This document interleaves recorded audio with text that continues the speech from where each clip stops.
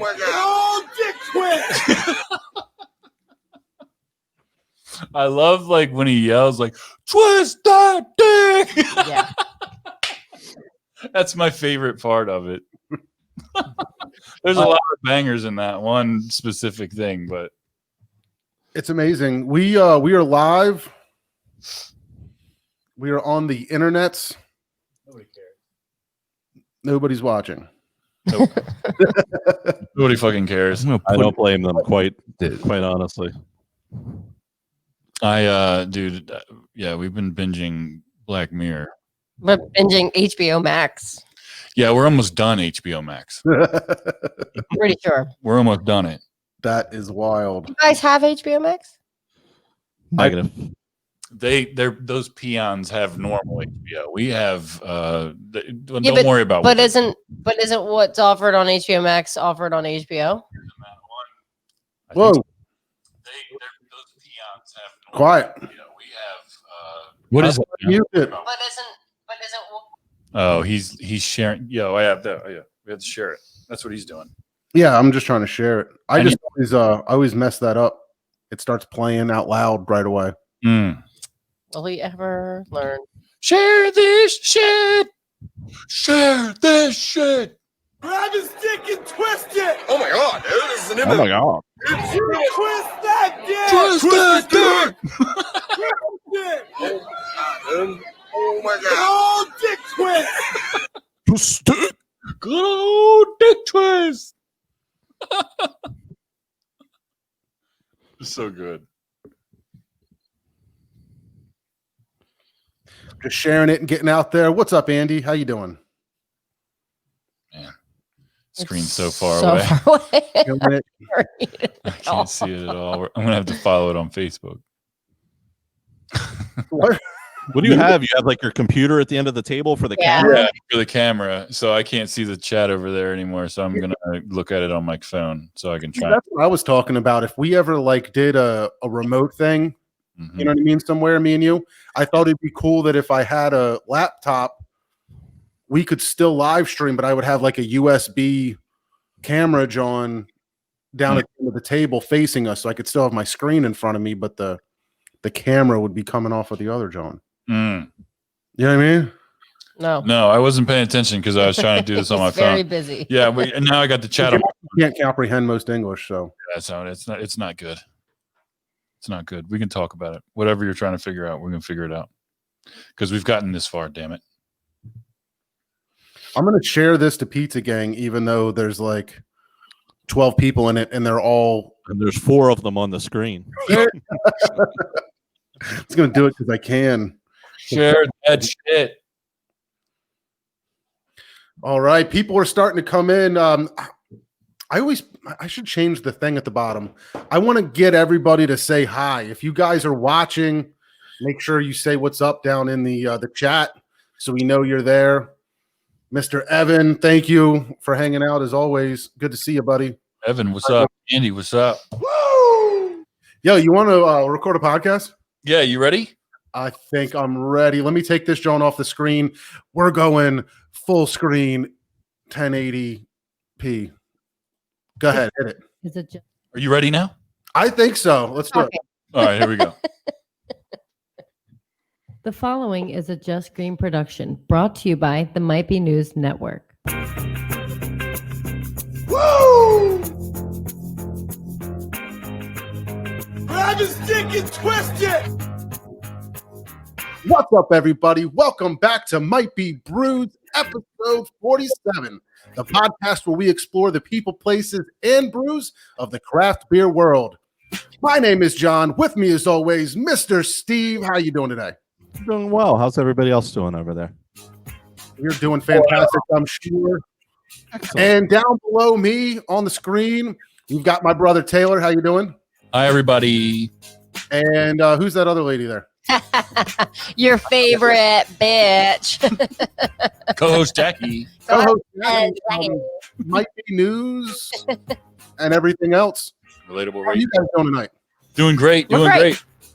I guess I'm going to say this for the people that are watching, maybe not so much listening. If you're listening, we've already recorded this. You can go back on Facebook and look it up. But check out the studio going on back there, the studio wall behind Taylor and Jackie. Looks awesome. Yes.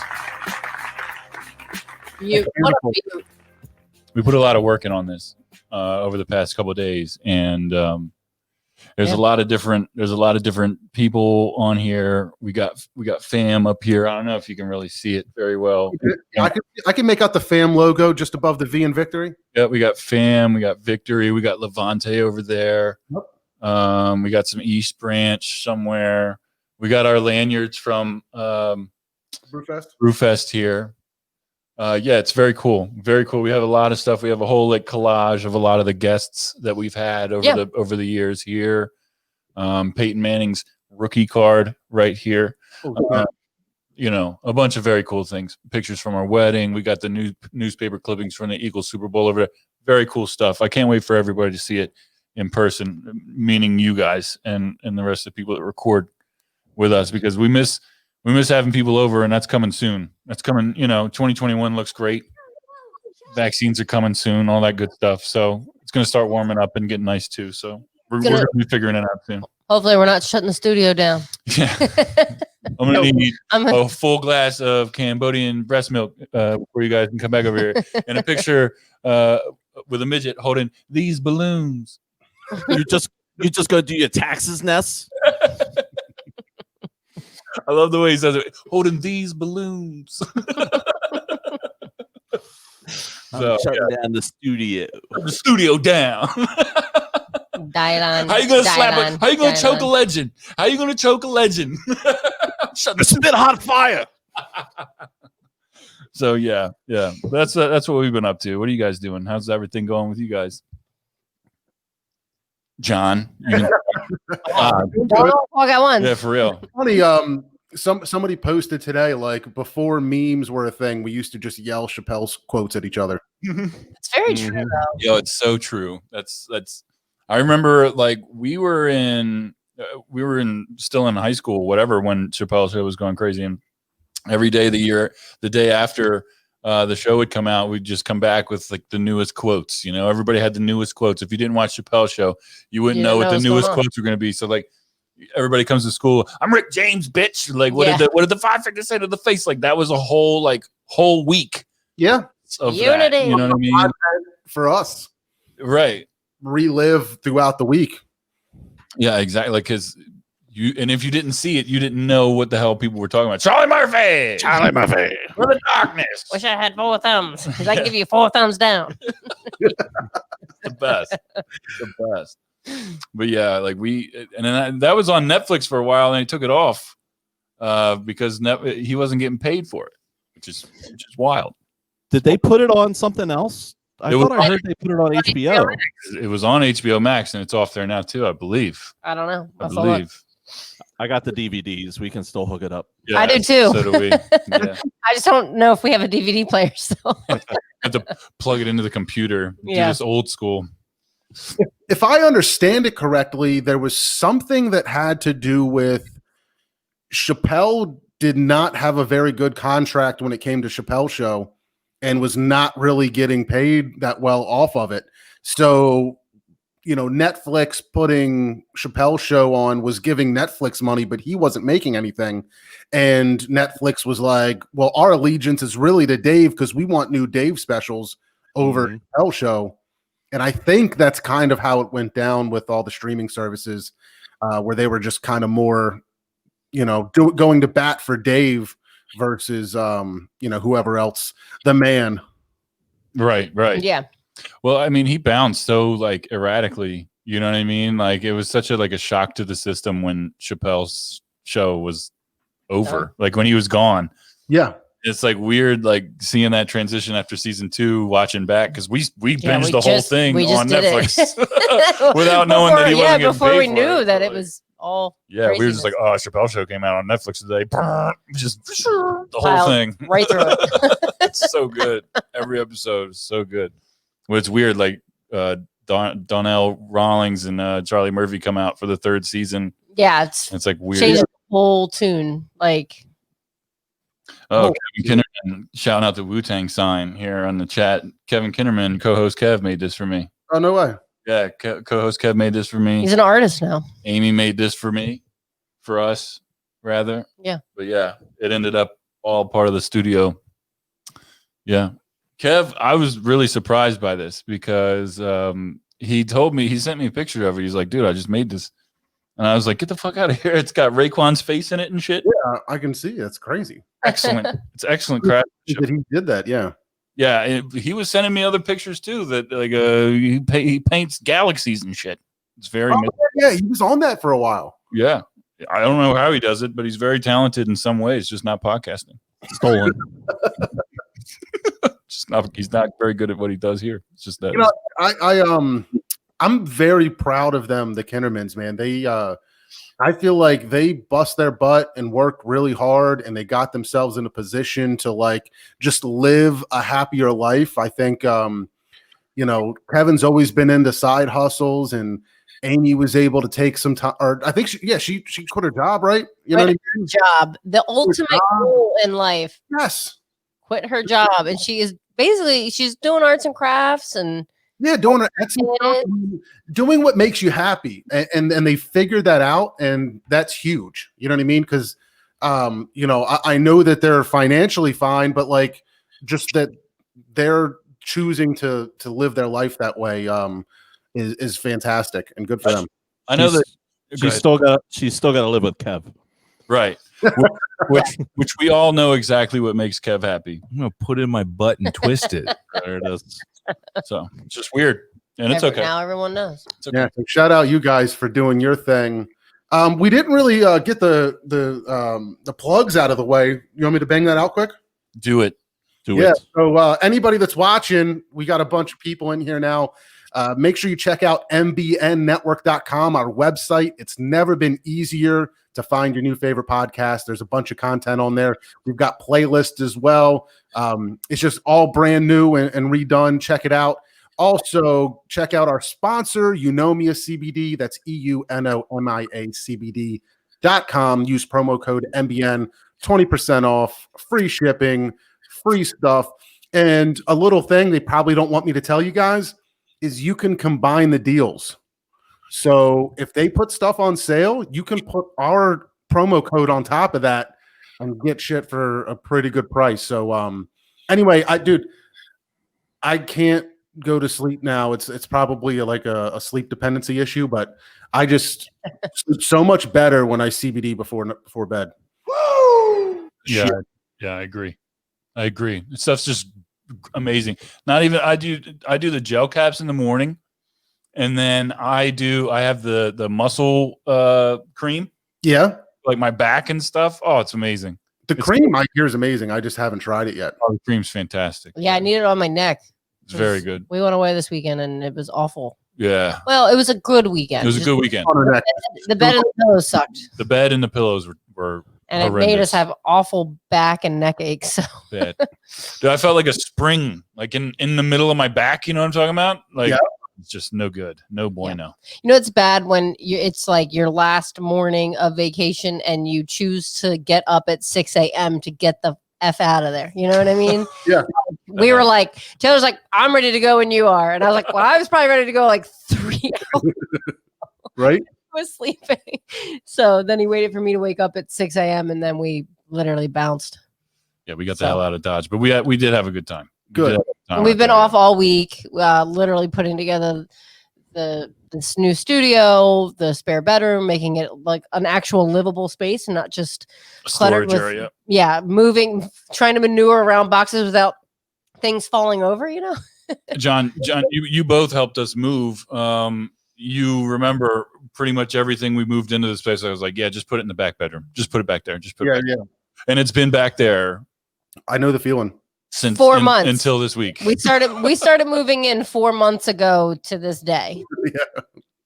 And we're finally, we had to take 2 loads to the trash. Yeah. A load yesterday, a load today. It was big time. So lots of boxes to get rid of. Big time. We can't wait for people to come back over here and record. We'll see it, much more space. Yeah, it's a big deal. It's a big improvement from where we were for sure. That's awesome. Yeah. Well, hey, here's what I'm thinking about doing for finishing the show out is let's talk a little beer. I want to do a beer preview to show everybody what we're going to drink and review. I got a couple topics for beer news, and then I want to talk about Black Mirror, and then whatever else we fill out the time with. So just to give everybody a heads up, we're hoping to start with, from Levante, Decadent Tourist is a German-style alt beer, which I don't think has anything to do with it being alternative. I think Gov set us straight on that one and said that means old. Yes. Old beer. Number 2 tonight, we are going to do Trogue's Nugget Nectar, the annual release in a bottle. Bottles are strange. I wasn't sure if I should get the bottles or the cans. It was a 6-pack of 12 ounces or the 4-pack of 16 ounces. It was cheap. It was cheaper in the bottle. But what do you prefer drinking yourself? I've gotten used to cans. I don't know. I just kind of feel like that's the preferred vessel. I have too, and I was just like, let me switch it up and see if I just like the smaller format, and maybe the 16-ounce cans, we're used to it, so that's what we go for, but maybe we'd go back to the 12s if that was the option. Yeah. Number 3, we've got Dragon's Milk from New Holland Brewing. That one is a 11% oatmeal cookie stout. So I'm definitely looking forward to that one as well. A part of my fantasy football winnings. Nice. Thanks for sharing. What do you guys have down there in Taylor and Jackie land? Right now, I've had this on the show before, but it's my last one, so I'm just trying to get rid of it. This my key lime pie. There's I think one more. Oh God, there's one more. Jesus I think Christ. there is. So we went to the store today, and we're like, let's just pick up something We need more while beer. we're at the store. Yeah. And we left, and we were on our way home, and I was like, we didn't pick up any beer. 0 beer. So we're like, wow, we have stuff. So Taylor's having something he's had before, What and do you I'm have? doing a Corona hard seltzer. Nice. Like it? I do. This one's blackberry lime. It's interesting. It's this one kind of you can try it. I don't know if I have. Coronavirus. So our friend did a New Year's Eve virtual party, and she dropped off goodie bags to everybody that was like going to participate. And in the goodie bag was 2 Corona beers, 2 Corona seltzers, a lemon and lime, some weird things to mix other drinks with to try, a notepad, noisemakers, and like sparklers. Right? It was like Corona themed. It was all Corona stuff. It was funny. It was funny. I was like, good. oh, you got to give her points for that. So that's why I have these Coronas right now. I haven't bought seltzers in months. It's been a while. It's been a while. Have you tried a lot of different brands of seltzers? Like the Corona ones or any? I've tried. I've tried White Claw. I tried Truly. I think I preferred Truly over White Claw. And then I've tried Corona and we had the Bud Bud Light. Light. We had the and actually the Bud Light ones are good.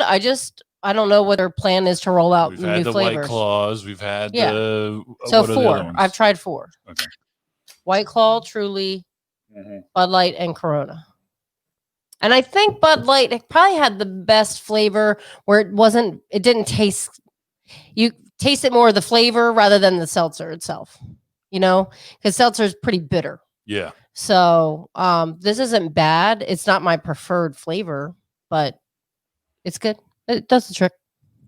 Yeah, shout out Mike Clement checking in. He was our guest for Oktoberfest.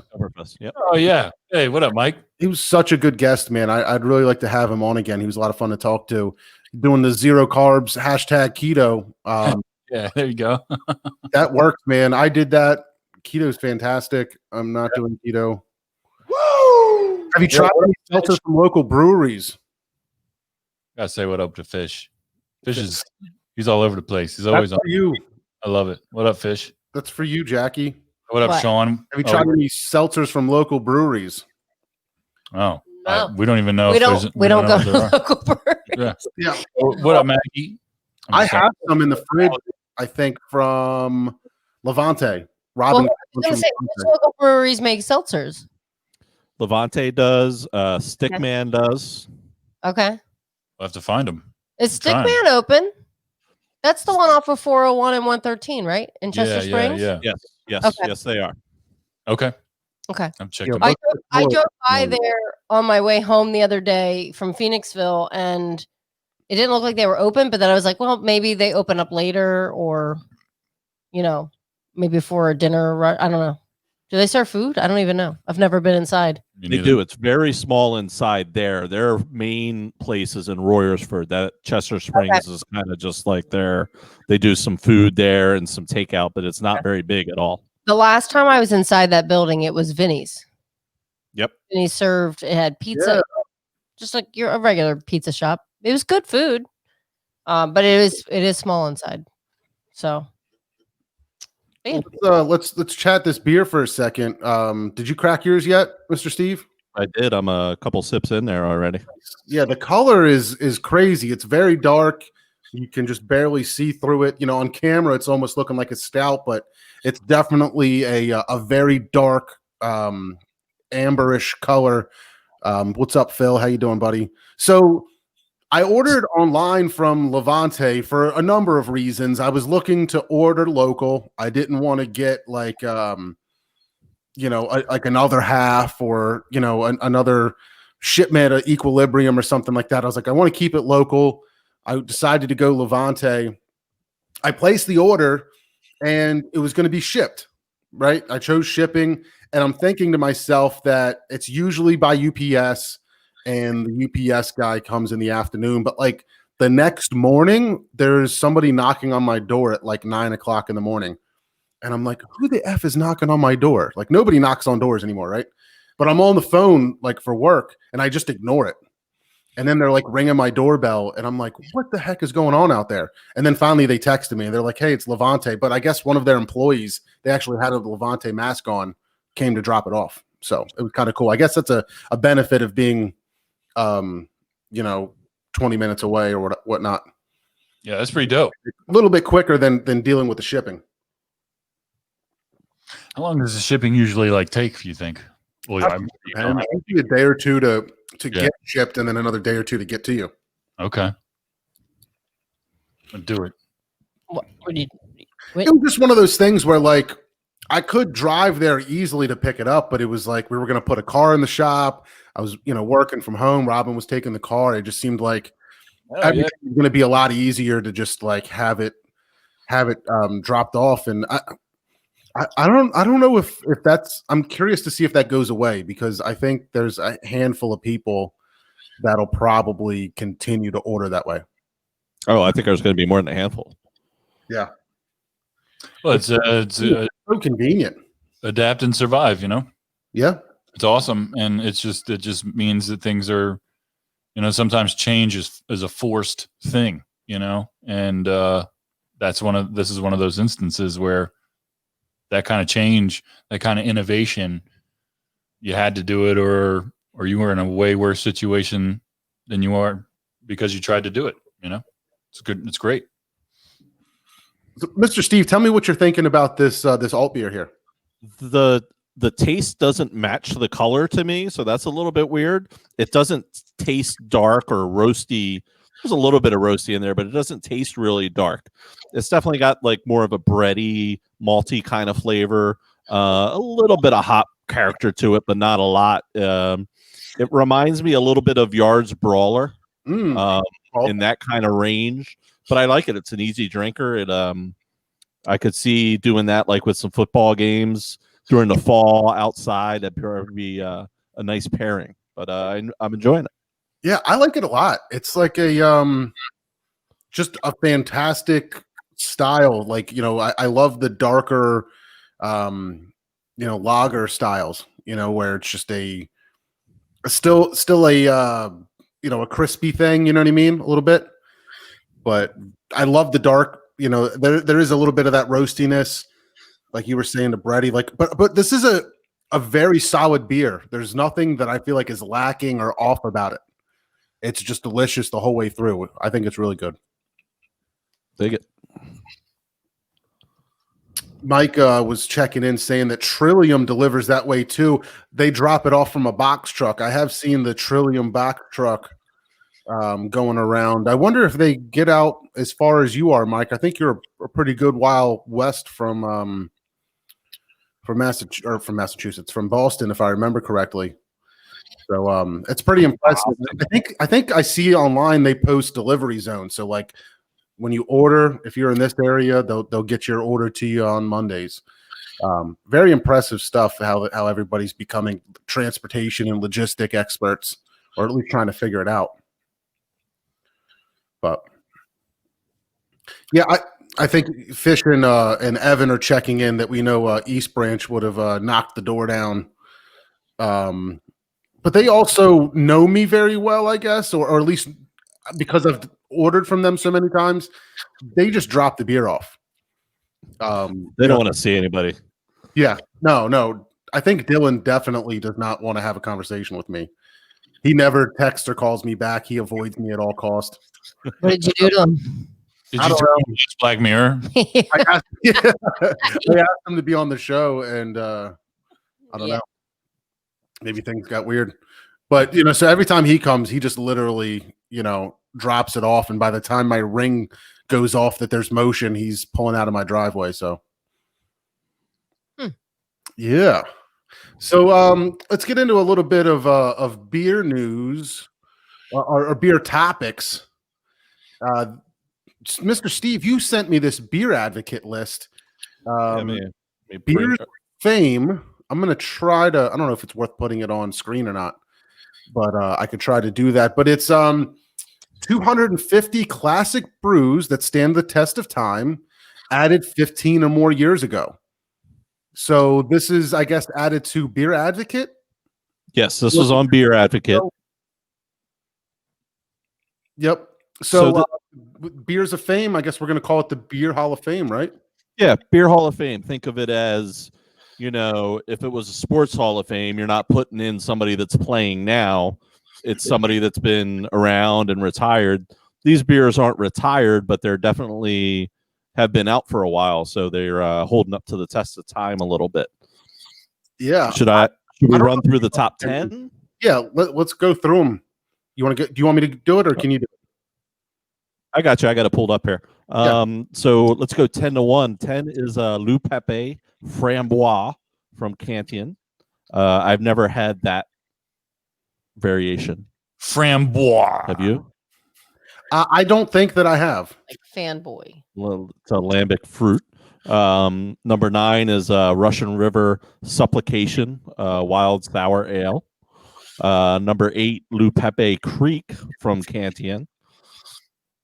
Number 7 is probably the first one we've all had, KBS from Founders. Number 6, Trappist West Letterland 12, which we had at the Belgian Beer Day. Number 5, Bourbon County Stout. Number 4, Foo Phone from Cantillon. Did we have a Foo at Belgian Beer Day? Yep. That one is ridiculous. That's probably one of the best beers, and I think that one's like one of the ones where it's maybe upwards, like almost. I think that's the one that's like almost $200 a bottle. Yeah. Yikes. And it's tough to compare the lambics to, say, the West Letterland, the quads. Like they're really apples and oranges, but they were some of the better ones that I had that day. Absolutely. Number 3 is Pliny the Elder. Mm-hmm. Number 2 is Pliny the Younger, both from Russian River. And number 1 is your Heady Topper. Wow. Topper. Taylor, you've had a majority of the beers on that list. I was gonna say, I feel like a lot of those sounded really familiar to me. However, like I'm having trouble like figuring out which one matches what I drank. You know what I'm saying? But some of those I do remember very well. KBS I've had a few times, right? Yeah, you've certainly had KBS. You've had Bourbon County. You've had Heady Topper. Yep, I've had it. Yeah. Westy. Yes. On the show, or were we remote? I think did we not have it on the show? I don't think he had a Westie. I don't know. It sounds really familiar, but maybe because you guys drank it and I was here and you were there. That could be. It's bullshit that we don't do this together right now. Do you have a favorite off of that list, Mr. Steve? If I'm picking my personal favorite, it's the West Letterland, and it might be just that style. I love that Belgian quad style, so that makes me kind of biased towards that. But I understand every beer on the list. I understand why it's there. I understand the fever that Hetty Topper, the newness that beer brought in, along with Pliny the Elder and these big double IPAs. So I understand why all those beers are on there. But if I had to pick one, I'm picking the Westie 12. It's tough for me. I think the lambics just for me are almost stand on their own. I have a hard time like trying to compare them or group them in with regular beers for some reason because I feel like they're kind of this own category. I think that Fofoon was probably one of the best beers ever. But when I think about my favorite, it's not like maybe the best. I just think about some of the best experiences that I've had or some of my favorites, and I think it's really I'm leaning towards the stouts more than anything. Elder is fantastic. I love Pliny the Elder. I get excited every time I see it. Younger, even more. I've only had it a couple times, but it's been special. Hattie Topper's amazing, but I feel like the ones that I've had the most and had the most experiences with and enjoyed the most are probably the Bourbon County and the KBS, and I'm probably leaning a little bit more Bourbon County. Yeah, I would agree with that. Is Hetty Topper a double IPA? Yeah. Yes, sir. It's trash. If I remember correctly, John, that's one of the first ones that you gave him on news. Mm-hmm. Remember, you gave him, I think it was that and Bourbon County that you brought to that one news episode, and those guys just hated everything. Hard. Twisted. Twisted. It's not surprising. I like, especially because like if you were on news, that means that it was early in this whole experiment with me. Yep. It was before Brews was even a thing, right? Up. Yeah.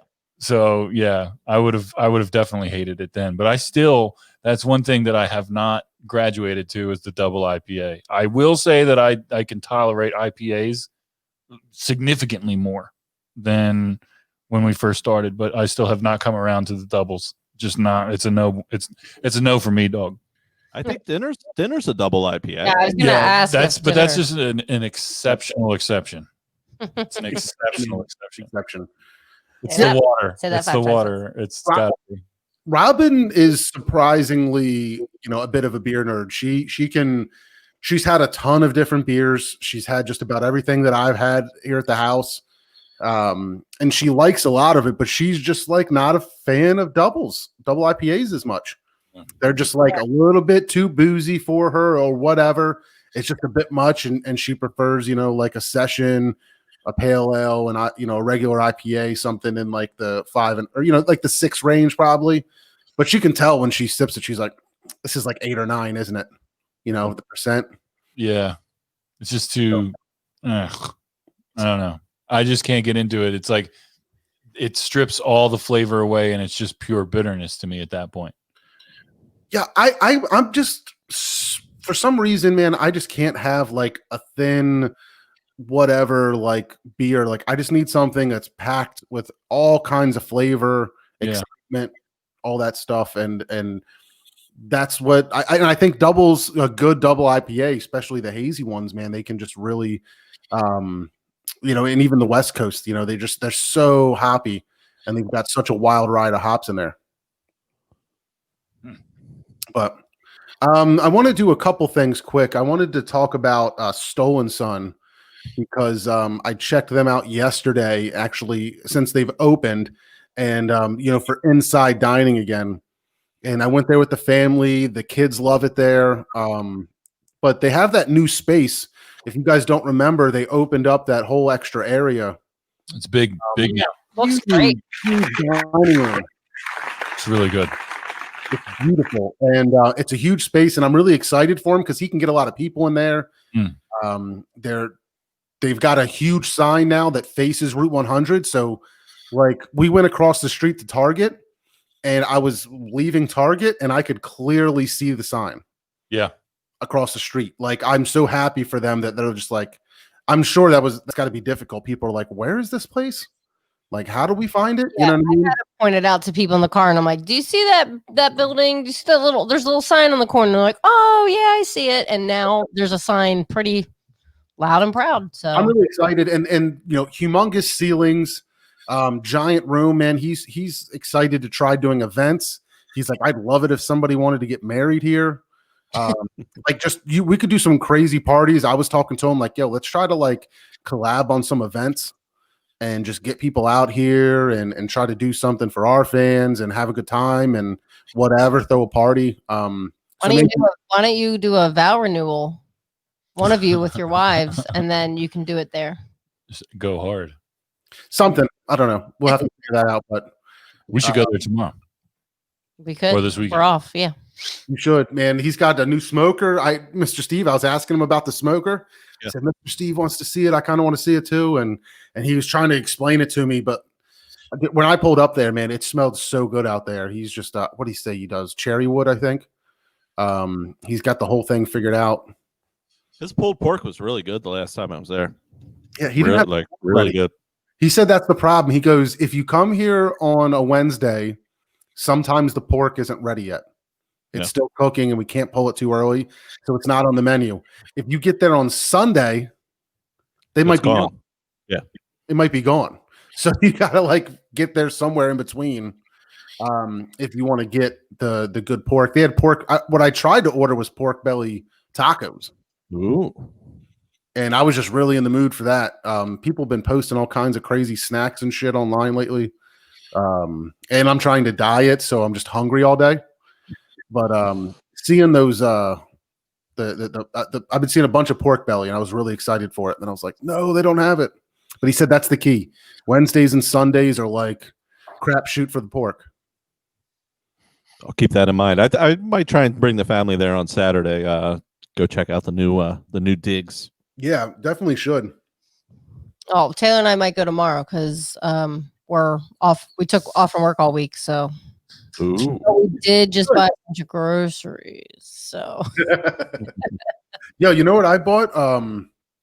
I've actually really excited to tell people about this because it's a very adult purchase, and I've kind of like waited a long time to do this, but I'm going to let everybody know I bought an air fryer. oh, Right. And I feel like I'm stepping up in the world. Have you used it? I used it tonight for the first time, and I didn't eat it. It really wasn't for me. My wife and I were having leftover chili because Robin made chili and it was fantastic. But I did chicken nuggets and tater tots in the air fryer, and it's kind of cool. You like it? It beeps a lot. It does beep a lot. So I like cooking a lot, and I like cooking in the traditional ways. I want to pan fry something. I want to sear something. I want to smoke it, grill it, cook it proper ways. But I mean, if you're just throwing some chicken nuggets or some French fries in the oven, maybe this air fryer is going to do a better job and make it a little bit better. So, in that scenario, like I'm cool with it. I'm not going to try to I can't see myself doing like anything too crazy. Like I might try wings in it. But I'm not going to put a pizza in there or something. You know what I mean? I've done a lot of wings, like raw wings, and they come out pretty good. Okay. My complaint is if I'm making wings for the whole family, you have to do like 3 batches because there's not a lot of space in there. Yep. And you don't want to like stack stuff up in there because it doesn't fry right.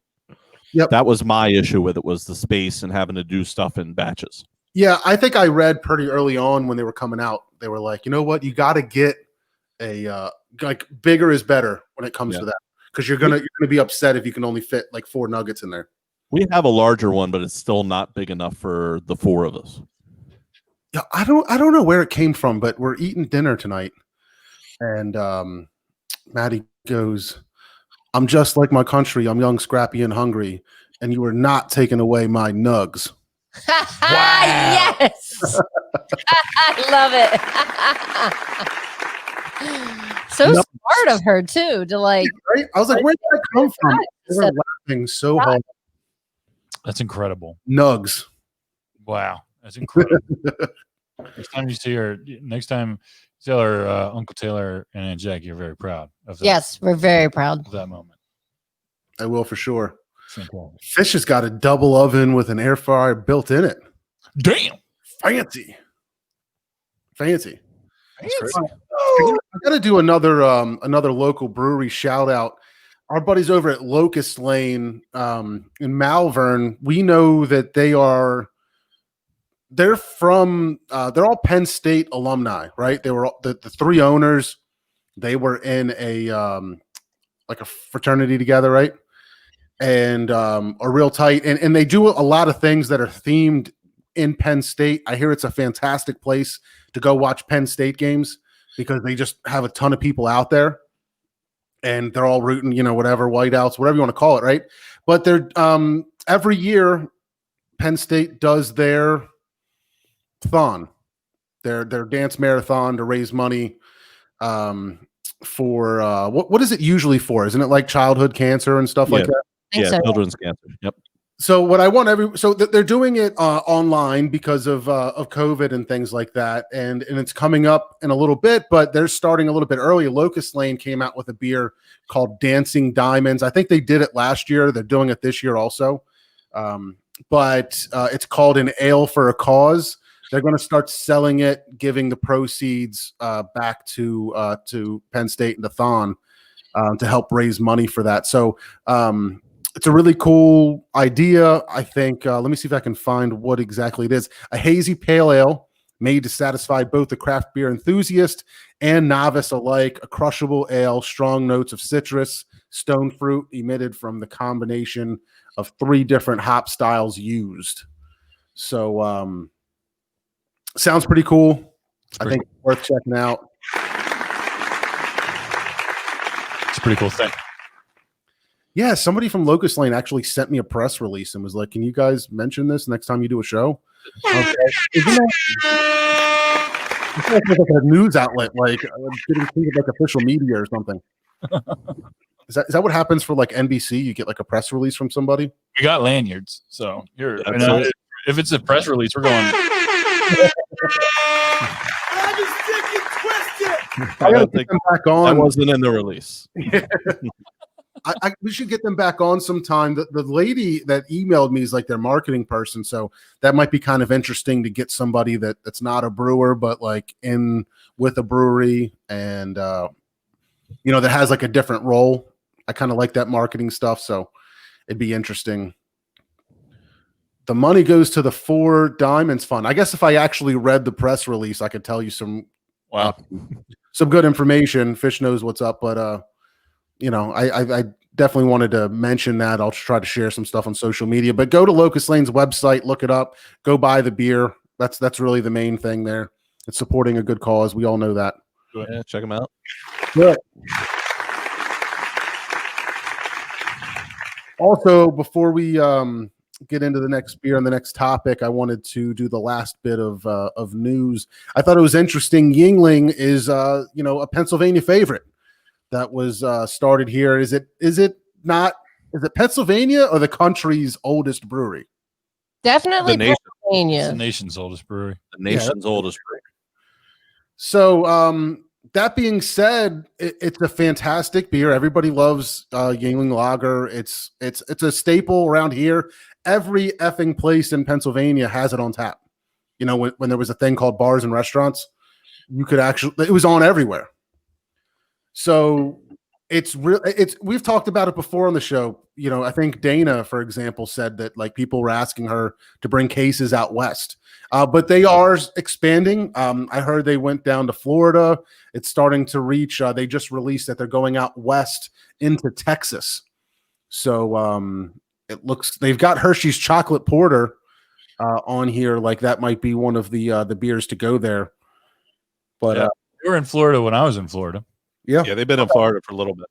Yeah, they had I remember because I got their black and tan down there, and I had Yuengling basically all the time down there. I remember when my cousin got excited because it in like probably 2005. I think Yingling was finally in DC. You know what I mean? And now it's like everywhere. And it is the oldest operating brewery in America. It was established in 1829. Incredible. But Why? isn't it just interesting that it's not everywhere? Like, I don't know. I just thought that it would be like it's just one of those beers that you would find in I don't know, Alaska. I'll tell you why they aren't, and it comes down to marketing. It has to. Yingling is not Bud It's or exclusive. Miller, It's very exclusive. You have to right? really want it to get it. It has to be, yeah. It's all yeah. They're snobby. It's going to be you like know. that, yeah. But I don't know. To me, like I was surprised when it was when I found it in Florida. I was like, oh shit. It's just like being back at home. You know what I mean? But I've always loved it ever since I had my first Yingling at the age of like 12. It was Like amazing. I haven't had a Yingling in forever right now. Right. You ready to go, Trogs? I'm already poured up. Oh snap! You said next beer. I got to go. I made it happen. Yo, so you know how we were joking about what was it, like college football or basketball? I don't know what the fuck you guys were talking about in the chat the other day. Yeah, football. I saw the wildest thing. So like I really don't follow like basketball or really any sports other than like the Eagles. I saw Dwight Howard in a Sixers jersey and was like, is that a thing? Yeah, it's a real thing. But like, don't we have a center? Yeah. He's a backup. Howard's the backup. Okay, so he's been around long enough. He's a backup now. Oh yeah. Okay. Yeah. Shit. He was just wild. I was like, isn't that guy like an NBA superstar? Yeah. Sixers since when? Like, I don't know. I He behind all things. He played point guard. What is it, like a week ago now? It was like a week ago. The COVID game. Yeah. Yeah, the COVID game. Oh right, yeah, I did hear a little bit about that. He was the point guard for that game. They lost, but not by much. They were in that game for way too long. Yeah, right. So are the Sixers good? They're legit this year. Are they going to win stuff? I mean, they got Doc Rivers. Yep. I know he's a guy. Yep. I know about him. Well, yep. So Ben looks better. Joel looks a lot better. They got Curry. Seth Curry. What's the rookie's name? Maxey. He's not. He's nice. He's very nice. He's very nice. Danny Green. He leads the team in steals, I think, right now, which is great. He's very inconsistent shooting. Yeah. But when he's on, like the last game, He's got playoff experience. yeah, 3 rings. He won the championship, the past 2 years. So He was with the Lakers, and was he with Toronto? Yep. Yeah, you're right. past 2 And he years. had another one with San Antonio a little while ago. Yep. He might make it 3 years in a row this year. The East is going to be tough because you got Harden now with the Nets. Yeah, but Kyrie doesn't play anymore. But he probably will come back at some point. I know he will. He'll come back probably like next week, but he's a bum. When he figures out that the earth isn't flat and he can just come over, he'll be fine. When he's not even the number 2 guy anymore. That's what it is. Right. Like, he's number 3 on that team. No doubt. It's crazy. I think the Sixers still have another move to make. Yeah. I don't even want them to make many moves. I really like their starting 5. I do. What about Bradley Beal? I could live with that. As long as they don't give away too much for Bradley Beal. I'll give you Tobias. I'll give you a bunch of first rounders, and I'll give you Tybal. Nope. 0%. 0% chance on that trade. I'd figure something out. I don't know about Tobias. He looks better this year. He looks a lot better this year. Bradley Beal for Tobias and change all day. And change, yeah. But like, but then you put Thybul in there too. It's no. I'm gonna put it in my butt and twist I it. just can't live with that. That's giving away too much for Bradley Beal. Everybody's saying trade Simmons. Doesn't Simmons not shoot the basketball? I mean, is he just like a good person to have on the court because things go better when he's there? Does he score? I'll tell you exactly what happens if the Philadelphia 76ers trade Ben Simmons tomorrow. Ben Simmons is going to go to wherever he's going to go, and he's going to win a championship within the next 2 years. Watch. I swear to God, that's what's going to happen. I feel it in my bones. I feel like Carson Wentz is going to win a Super Bowl when he leaves the Eagles this year. As soon as he leaves, watch. I'm calling it right now. Carson Wentz is going to the New England Patriots. Ben Simmons does everything on the basketball court except shoot the ball. Yes. And he's getting better at that. He's getting better at that too. Doc Rivers is gonna bring it out. It's going to make it happen. He's going to make it happen. I want to see him just shoot and miss. Just to put shots up. Just exactly. Get a percent. Yeah, Brian said it in the chat. He's great he might be a defensive player of the year candidate. Yes. Okay. In the league. He's really good, man. He does everything well but shoot. Okay. Well, I mean, I don't know. I should probably try to get into it a little bit more, especially good. And it'd probably be a really exciting season to watch. So I don't know. We'll see. Be able to go back to the games. Going to the Sixers is my favorite sporting event to go to in Philly. We've gone to all of them. And the Sixers, we like going to the most. It's just a great product. When you go there, they have a great product in front of you the whole time. The team's great. The atmosphere is even better. It's awesome there. It's great. You should take the girls sometime. They would love it. Yeah. We've gone to we've taken mine to the hockey games a little bit.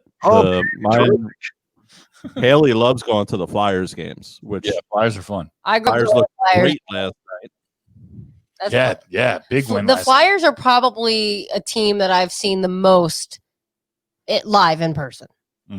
Then I would probably say Phillies, now 76ers, and then Eagles last because those games are expensive. I did not see an Eagles game until 2015. Was that my first Eagles game in person? Yeah. So, yeah. I would love to take the girls to any one of those. I mean, only because the only one I really watch is football. The girls, know the Eagles. They know some of the players.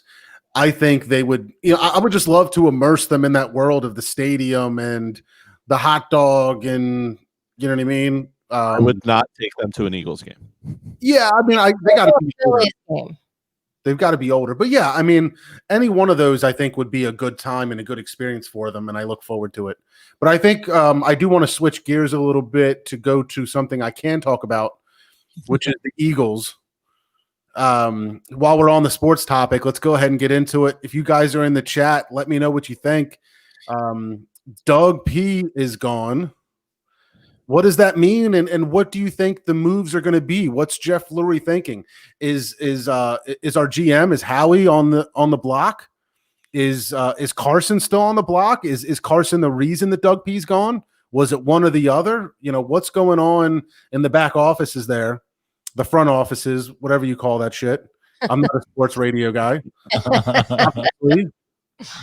But you know what I mean? What's going on over there, and what do you think the outcome is potentially going to be? I mean, is the future still Carson? Is it a money thing? Tell me your thoughts. I think they got rid of the wrong guy. I think Howie, it was his time to go. I think the personnel issues were too much this year. I think the cap situation, the contracts were too much. They're in such a bad spot for the upcoming year and years that Howie was my choice to be the fall guy for this year. I agree. Doug did enough wrong to have it be justified, but I still would have gotten rid of Howie. Mm-hmm. What happened to Doug? Because, I mean, obviously the Super Bowl season and whatever was huge, but like there was something about the play style that was happening that was so exciting, going for it on fourths. It was just an aggressive, we can make things happen on offense. And even if it's fourth down, we'll prove it to you. We'll get it done. The running backs were fantastic. I mean, what happened? I'll tell you exactly what happened. 1,000% certainty what happened. Frank Wright left and went to the Indianapolis Colts. We lost the best offensive coordinator that we've had since we've watched the Eagles. The year they won the Super Bowl with him, It was his genius that won the Super Bowl. It was his genius that transitioned from Carson Wentz's MVP season to Nick Foles. He transitioned into that playing style to Nick Foles and what worked for him and what worked for the team around them. And that's what they rallied behind. It was the underdog face masks was just that was the mask of it. But Frank Wright was the genius of that Super Bowl season.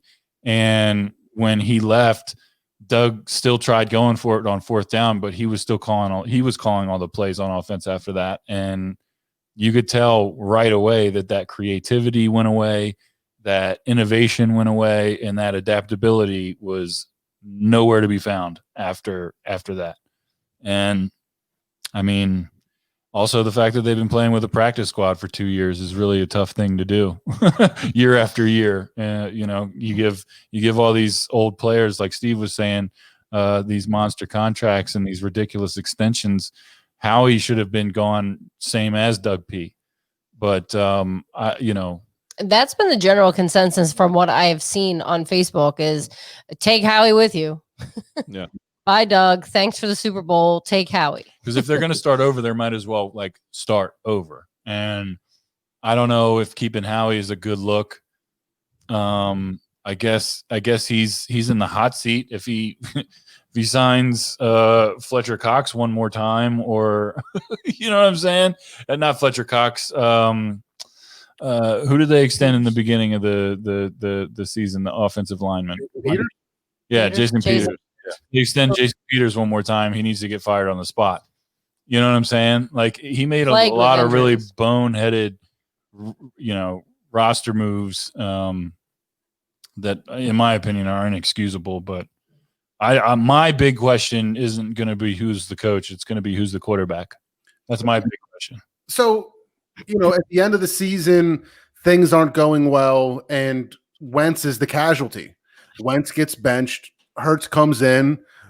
Is it the players are rallying more behind him? And then, the news comes out that Carson won't play for Doug P. There's too much of a divide. Was that, I don't know if that was debunked, if that's true or not. Yeah. But what the first thought I had when Hurts is going in is Wentz has the tools, or had the tools and the talent. He was an impressive guy to watch. If the structure or coaching changes, can he thrive and be the elite quarterback that we all thought he could be? Has he gone too far down a decline, or will he be rejuvenated?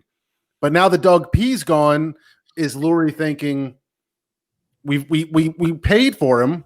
Is that just out the door? Or instead of him going somewhere else and succeeding, if I bring the team to him or the coaching to him, can we potentially rejuvenate him and bring him back to what we think he should be, the elite quarterback?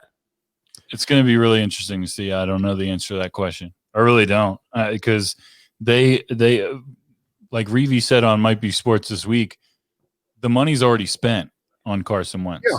So to me, it's like, all right, you have two options. You can either keep Carson Wentz and most likely trade Jalen Hurts because he has value, or you trade away Carson Wentz, you eat that contract, you keep Jalen Hurts, and possibly look at another quarterback in the draft this year with that number 6 spot. Maybe you move up, maybe you get somebody a little bit better. I don't know.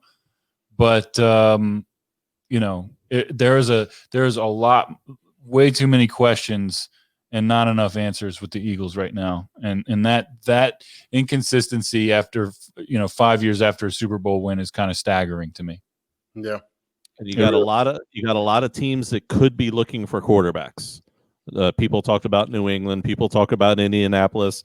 Yeah. I think Roethlisberger's going to be done. Chicago's going to need somebody. Chicago's going to need somebody. Pittsburgh might need somebody. There's a lot of people out there that are going to need a quarterback, and they're not all at the top of the draft. You imagine Carson Wentz going to Chicago and being up there with Nick Foles? Is it who's their quarterback? Trubinsky? Yeah. What happened to that guy? His contract's up this year, I believe, his rookie contract. He's trash. Is he? he's trash, but he's just good enough to be In the NFL? Yeah, a viable player, but not get you anywhere. I could probably practice really hard and be half as good as Mitch Trubisky. And So- that's like, you know what I mean? That's realistic. No. Half as good. Not half as mobile, but half as good. Okay. I think Mitch Trubisky It's like, might be Andy Dalton. Yeah. Maybe. Like, and that's not even a guaranteed. No. He's trash. Trash. Trash, dude. Trash. That's Trash. I think Carson Wentz, like, this is an outrageous thing, but Cam Newton's gone in New England. My whole thing is you look at track records, you look at Philadelphia athletes that leave Philadelphia. A bunch of Flyers have gone and won Stanley Cups. A bunch of Phillies have gone and won World Series. A bunch of Eagles have gone and won Super Bowls. Imagine Carson Wentz leaving this year, getting traded, and we eat the contract, and he goes to New England and starts a new dynasty with Bill Belichick. I just like, that's just, to me, that is just like ding, ding, ding, ding. For me, it's either that, Indianapolis, or he stays in Philly. Those are the three. That's the three big things for me. but if you had to rate those 1, 2, and 3, you think One, he get stays with traded? the Eagles. Okay. Number 1, he stays with the Eagles. Number 2, he goes to Indianapolis. Number 3, he goes to New England. And I just want to state for the record, I am no longer ever buying jerseys. Right? Every jersey. This is why I never bought jerseys in the past. This is why I waited. And Taylor's like, I'm gonna buy you a jersey. I'm gonna get you Aguilar. I'm gonna get you a Nelson Aguilar jersey before he Yeah. changes his number and before he gets traded. Yeah. And has like 3 consecutive 100-yard games for the Raiders. Let's get. And then I bought Carson Wentz jerseys. Yep. One for you, one for me. And then you got me a Zach Ertz jersey. Oh, dude, I was the conductor of the Wentz wagon. Like, I was like Wentz wagon Wentz train. official member. You know what I'm saying? So this is like a really rugged time for me. I'm used to consistency. I'm a Peyton Manning fan. So, it's Jackie, you've got to just buy the classic jerseys. That's what I figured out. the throwbacks. It's got to be. Yeah. You get a Randall Cunningham, you get a Reggie White. Well, I think the nice thing too is, like, at least with Zach Ertz, like, I feel like you can wear that. He's still so beloved. Like, That's one. Absolutely. I'm not gonna get spit on Right. at the game if I Right. wear a Zach Ertz jersey. Right. And I love his wife. Right. She's one of my favorite U.S. soccer players, so it works out. So Zach Ertz is a good one. My next jersey choice would probably be a Dawkins jersey, though. okay, yeah. No, that's a good one. I've been really good all year. I have the black Dawkins jersey. Oh, that's so And gangster. it just fits. Yeah, that's gangster. That's I all. was at the game when Dawkins came back to Philly with Denver. Mhm. I was at that game, and there were so many orange Dawkins Broncos jerseys. There was a ton. It was crazy. It was really crazy. I was at the game where he made Algie Crumpler's soul leave his body, and I could hear it from the other end of Veterans Stadium. Damn. I got a Brent Selleck jersey. I kind of feel like that one is like borderline timeless. He's just he was a beloved player, and I'll wear that. yeah, You can rock that. I'm good with that. I got the really, really dope Shady McCoy jersey hoodie. Can't wear that. Don't you have a kicker? Who's the kicker you have? I don't know. Acres? Yeah, Akers. That's it. Yeah. Why I was blanking on his name. I love Tony- it. Tony Franklin. That's what I was thinking. Ever? He kicks for kids. Maggie was obsessed with him. Oh, I love And had his jersey. Oh, he was the best. Maggie's always obsessed with weird people. Like, she loved Vinny Prospel from the Flyers. And I was like, I don't know why you're so in love with this guy. I mean, yeah, he's a hockey player, but like, he's not that good looking. Like, It's not even that good. we were like, we were in like high school or middle school. I'm trying to remember what time frame he played on the Flyers, but it was pretty hysterical. Maggie and I have very different taste in men. But yeah, if you want to watch good sports in Philadelphia this year, it's the Sixers. All right. I'll see if I can't try to pick that up. But I don't know. I'm curious, kind of like what you said. Where are we going to be when the season starts up? You know, what's it going to take for somebody to pick up Carson? Like, do we not want him that bad that if somebody's like, I'll pay half that, you know, or does somebody have to pay it? Or are we going to definitely have to pay a chunk of it? No, we gave him a guarantee. We gave him guaranteed monies. We pay him money no matter what. And if we trade him, we pay him that money. It's just, we get rid of him. You know what I mean? Like you still get something in return. It's just, you got to get what you are looking for. That money. Yeah. You know, and that's going to be the problem, because is Carson Wentz worth the money that we're giving him? And it's not like the Eagles have leverage. It's not like Carson Wentz went out and won that Super Bowl. And if he did, it'd be a whole different story. But it's really, the fact of the matter is that he hasn't won a playoff game. And that's why I think he's still going to be here next year. And that's exactly why I think Doug Peterson is gone and how he's not, because I don't think it has anything to do with anything else besides Doug and Carson's relationship and how it's deteriorated over the past couple of years. I think you're right. I think that was a big chunk of it. I'm wondering if the team is still behind Wentz and will play for him under new whatever.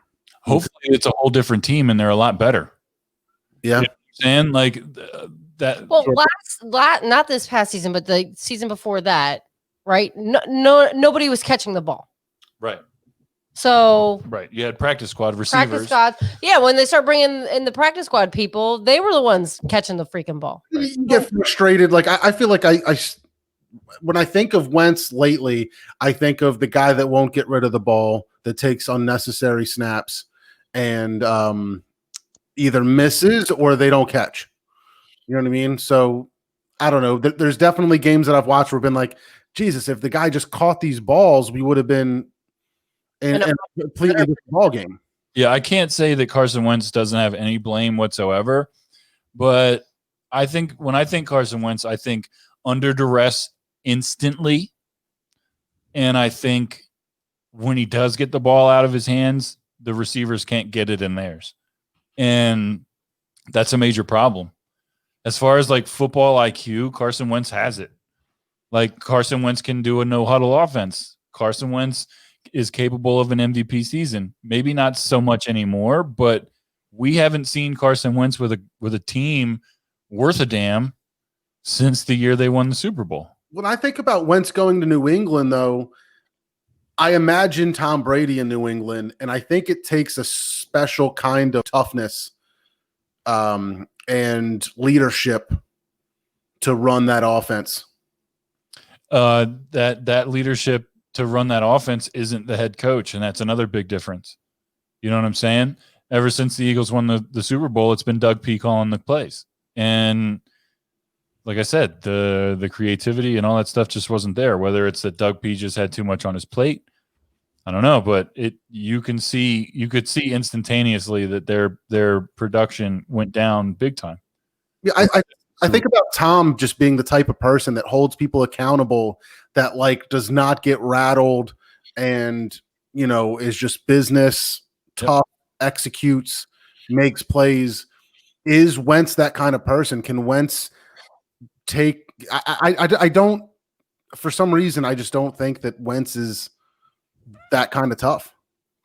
I know who's not, and that's Cam Newton, because he was about horrible this year. Yeah. Yep. I think He's been good since his rookie year.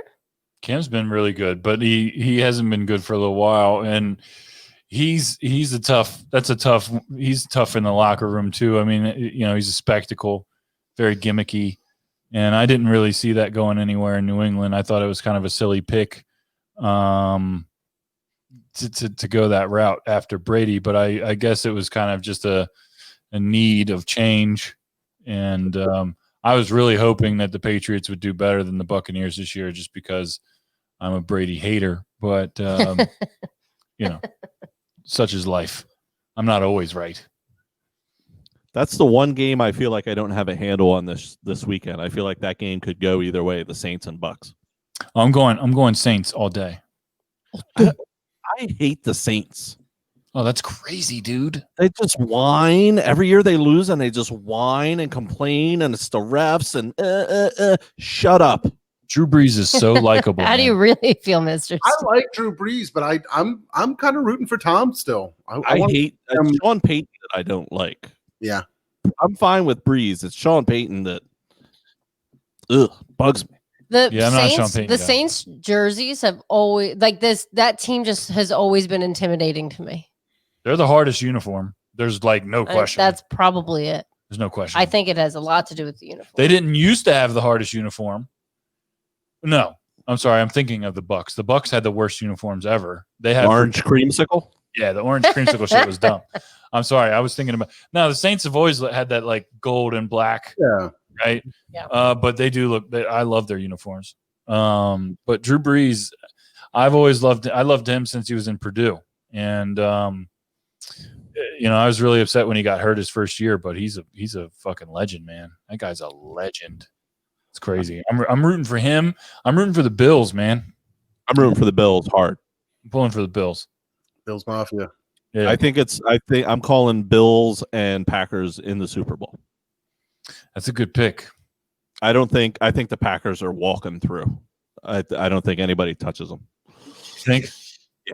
Well, what are the games this upcoming? I have no idea. We haven't been watching sports. I feel like I'm so far removed. Packers. I forget who they're playing. It's going to be Packers, Rams. That's right. Yeah, they're going to smash the Rams, I think. Saints, Bucks. Yeah, that's a good one. The Bills have Baltimore, and Kansas City has the other team. The Browns. Yeah. And KC's going to smack them around. Yeah, that's a really good weekend of football. That's a really good weekend of football. This is my favorite football weekend of the year. These 4 games. Yeah. I like the wild card round too, because it's like it's this plus another 2 games. And the way they did it this year was just really awesome. How it was just 3 games Saturday, 3 games Sunday. Like that's mega blowout football time. Like it's a weekend event. And then you had the college game on Monday, so it was just like 3 days of coming at you. Did you guys hear my rant at the end of Might Be Sports about the college football playoff? I think it's a travesty that Ohio State was even considered for the shit. Okay. Let's get into this a little bit. Only played like 8 games. Because I kind of agree with you, but I kind of don't. It's a perfect time for them to put somebody new in there. But who were you going to put in there? Alabama was going to smack whoever you put in there. I agree 100%. So do we need more teams so that Alabama can smack them at the end, or do we need less teams? We need more teams so Alabama could beat more teams. Yes. That's what we need. Why? Can we have Alabama stop celebrating every freaking year like it's the first year they've won? They had a super That's spreader. so obnoxious. They had a super spreader mass event on. Like, Monday Jesus, night. you win every year. What are you doing? What are you doing? That's obnoxious. Can we So just how long has Saban been there? Oh man, he's been years. He's never had a guy in his program at Alabama that has gone through all 4 years that has not won a national championship. Yeah, he's the college football. Who's your daddy? Like he doesn't give a fuck, dude. He does so fast. He kills everything. He's been the head coach since 2007. Sorry, I was looking at Fish. What Ohio State deserves to be there? That's crazy, Fish. Fish is a Penn State guy, so he's going to defend the Big Ten to the death. I'm an Iowa Hawkeyes fan, Fish. I'm a Big Ten guy. I understand what you're saying, but Ohio State is trash, and you know this. You know this. And you know this, man. But I didn't know. So I'm not huge into Ohio State, so I don't follow these fucking guys. But why did they only play 8 games? Is it COVID related? Yeah, they started up latest. Then F that. F that. You're in the back of the line, bruh. I don't Bruh. give a shit. Bring UCF in there. Bring somebody else. I don't even know who else was good this year, but there's more than 4 good teams in college football, and they can play somebody. I don't give a shit. You put some team in there that only had I scream at the end of Might Be Sports this week. Go back and listen to it. I scream about it. I'm not going to do it again now because I thought that my neighbors might call the cops last time. That's how loud I was upset about it. I was very, very, very irritated by it. I'm always irritated by it because there's only 4 teams in the stupid thing to begin with, and it's decided by a committee, and that's stupid. But Ohio State didn't belong there, and they clearly showed that in the blowout national championship game. It was boring as fuck to 95% of the people watching it. Okay. How do you feel about Nugget Nectar, Mr. Steve? Okay, terrific. Bitter Betty over here. I really like Nugget Nectar. It's delicious. It's got such a good balance of just a little bit of bitterness, a little bit of hops, a little bit of malt. It's a little bit of everything, and it just all comes together so well for me. I love this beer. Once a year, the newest hops arrive at Trogs. We blend these super fresh hops into an Imperial Amber Ale. Excessively dry hopped. Nugget Nectar is an explosion of pine resin and mango. It is fantastic. It is crazy to think that it's not an IPA. It's actually an amber. I think we say that every year. But I love it. And I'm pumped up for Double Nugget Nectar. When Double comes out, I will be in line. What about what the fuck is the one we used to go for? Hop something. Hop Smash? Hop Slam? Hop Slam. Hop Smash. If I see it, I'll get it. I'm not gonna search it out. Hulk smash. If that's not a thing, that's gonna be the name of my Needs to be a thing. Hulk Smash? Hop. Smash. Hop Smash. Big green hop. All right, so you want to talk about Black Mirror? We Yeah. got to talk about it before we get out of here. We do. We do have to talk about Black Mirror. All right. If anybody is not familiar, Black Mirror is probably one of my favorite shows on out there in general. It is a little bit dark, and I'm curious to see what you guys think about it. But every episode I watch, to me, is a masterpiece of incredible writing, so much forethought and ideas put into motion based on technology. Black Mirror, the actual name of the show is your phone. Your phone is a black mirror, and that's kind of what they're going about. The first time I heard about it, I think, was from Joe Rogan, because he talks about an episode called Heavy Metal, which is about like AI robots. And he always talks about like how freaky it is and how like that's going to happen and the world's going to be fucked up. So that's kind of like the first one that I watched. And then I started binging them all and just absolutely fell in love with, I think the only one I'm not all that crazy about is the Miley Cyrus one. So wait, when you started watching, you didn't even start with season 1, episode 1? No, I watched Heavy Metal first, and then I went back to season 1, episode 1. Lord, this is why he wanted us to watch that one. I'm on to you. What do you mean? I'm scarred for life from that first episode. I watched the first, I think, 3 episodes, and I was just like, meh. None of them are related, though. Every episode is like its own thing. Yeah, every episode is a whole new actors. It's a completely different story, but I think in general, the idea is how the show is bringing to light the downsides of technology and how quickly technology is moving. And there's a ton of there's a ton of repercussions or downsides to it that you don't realize yet or haven't thought about. And things that will happen because we've adopted technology too quickly. So that's kind of like, I think, the tone throughout a lot of the episodes. Certainly seems to be. So let's talk about the 2 episodes I asked you guys to watch: National Anthem and Smithereens. I want to start with National Anthem. Of course you do. Do we tell people a little bit about what it's about? Yes, absolutely. There is pig sex involved, and I want to say right off the bat, John, that it is not natural human behavior to ask people to watch things like this. And that's who it was at the end of the. Okay. Anyway, that's a side note. Sorry. Side note. All right. The episode, I didn't actually watch it because I read a synopsis on it Because he knows how much I can't do it. I will not watch that episode again. I will Jackie not has do it. seen I'm it. so repulsed. I Can will tell watch it. everybody what it's about? Yes, please do. All right. So in this episode, the national anthem, it takes place in UK, London. The Prime Minister gets there's a YouTube video that goes out, and they've captured the princess of the royal family.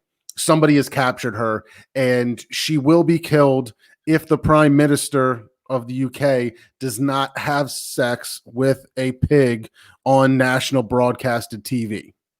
And there's nothing and whatever. So they try to take it down. They try to not run it on the news. It's all over YouTube. It spreads incredibly quickly.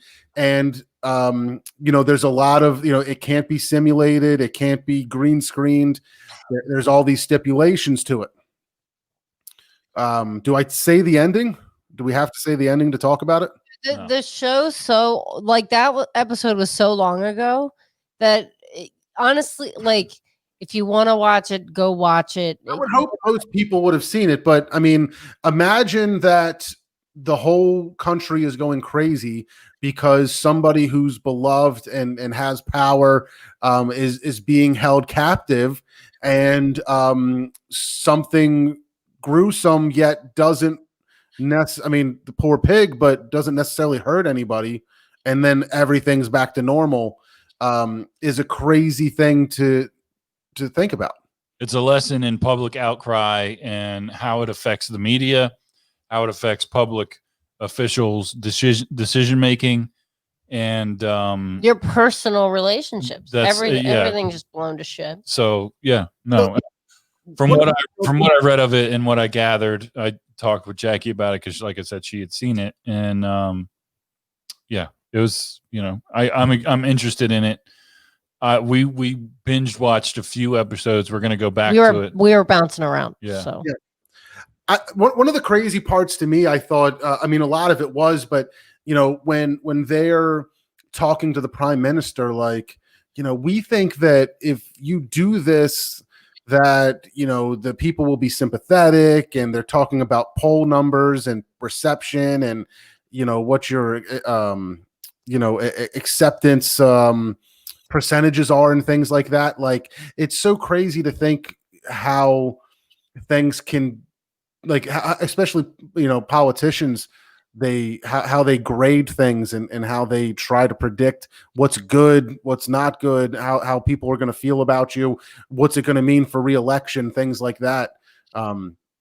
Taking all that into consideration is crazy. But I want to ask you guys two questions. Let's start with the princess. If you were in her shoes, what would be your thoughts? Would you be willing to die to not put somebody through the humiliation? Or would you be thinking to yourself, he's got to do it, just do it? Yeah, the second one. Motherfucker, fuck a pig. Stop playing. no, you stop playing. I'm trying to live. That's bestiality. I'm trying to live. All right. If that was happening on TV, would you watch it? No. If it was going to be broadcast. Guys, I want to vomit just talking about it. I mean, when you watch the show the bars are packed, the pubs, whatever they say in England, and they're all watching the TVs, and they all cringe and they look away, but they're all there for a moment in history, kind of. Right. Everybody's watching. Everybody's watching. Of course, I would have it on. Of course, I would have it on. You might turn it off after it begins, but you're watching to see if things get started. Yep, to see you're going to witness it to whatever. Now, put yourself in the Prime Minister's shoes. No, I will not do that. No, fuck no. No. Save a life. There's other ways to save a life. When you're in that position and somebody's being held captive, and the easy quickest, what they're asking for, the way to save a human life of somebody that's extreme importance to you, your country. You have to do one cruel act. Could you do it? Would you I'm do rolling the dice. I'm saying he might not kill her. I'm rolling the dice. No way. So Smithereens was the second episode. I get it, man. It's a hard thing. I don't know either. I could go very hard either way. I did. The funniest part was him taking the Viagra before going in there. That was the funniest part. That made me laugh. I mean, it's like, obviously it's not an easy decision, and that's why they made it into a television show. But like, Did that have to be the absolute first episode of this new show? Definitely set the tone. Look, Yeah. it's certainly dark, but can you not appreciate the creativity, the how close this is to reality, and just how impactful something like this, if it were to happen, could be. Like, for somebody to have these ideas and create such a incredibly entertaining but powerful show, to me, blows my mind every episode. It happens every time. That's how my QAnon research is going. I see this shit all the time. This weird alternate universe, this dystopian future. You know what I mean? The future is now. You know, you're seeing everything that they're talking about in the show as far as technology is absolutely true, and the influence and effect that it has on our society, our governments, you can't measure it. You can't measure it. If you watch the Great Steel, or I think it is the one where they talk about the Britannica thing. You know what I'm talking about, where they took all your data and sold it to the Russians, and they farm your data to make political maps of you. It's all crazy, man. All that shit's really, really wild. Social Dilemma. Watch that shit if you haven't. That's what's so funny about that stunt they did, where they put that mirror up and at like a bus stop, and they were like season 6 or whatever, and it's just you looking at yourself like, yeah, that's where we are. Like the amount of people that seem to be so incredible. I don't know. I don't want to get too political, man, but I hear where you're coming from with all your stuff, Taylor, and I don't think I'm anywhere in as deep as you are. But the idea that there's so many people that are believing all of these crazy things on the internet and refuse to believe what most people do, and think that in their bubble there's these very true things happening that nobody else knows about or are willing to accept, that, you know, I want to hope that 75, 80, 90% of people are looking at them like, hey, you know, that doesn't make any sense. You have to know that that's not true.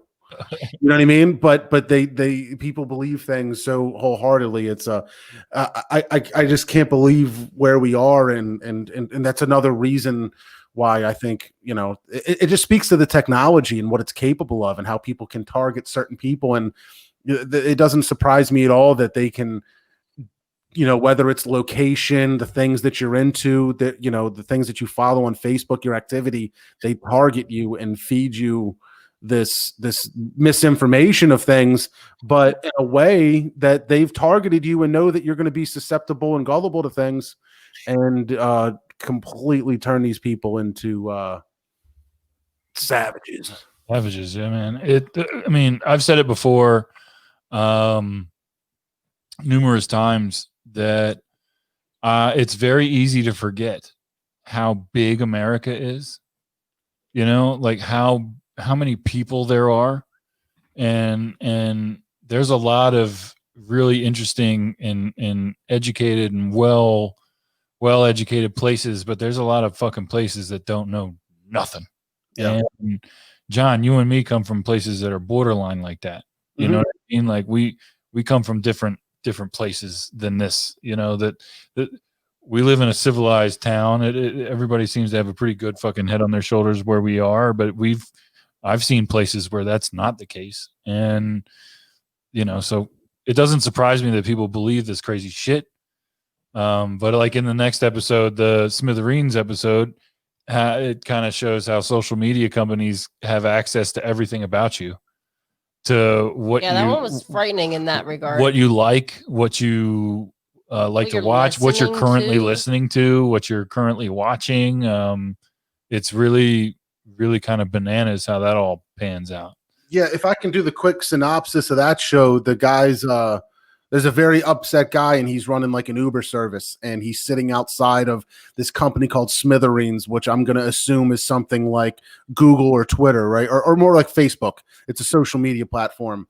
And he just sits there and he waits and he picks up people, and he just keeps picking up people out front of this place until he finally gets an employee of this Facebook-like company called Smithereens. So he kidnaps the guy, and it turns into a hostage situation. He's got this guy in his car, and he's got the police know that he has him, and he's got a gun, and he just tells the negotiating people or whatever. He's like, look, all I want to do is talk to the owner of the company, Billy Bauer or whatever his name is.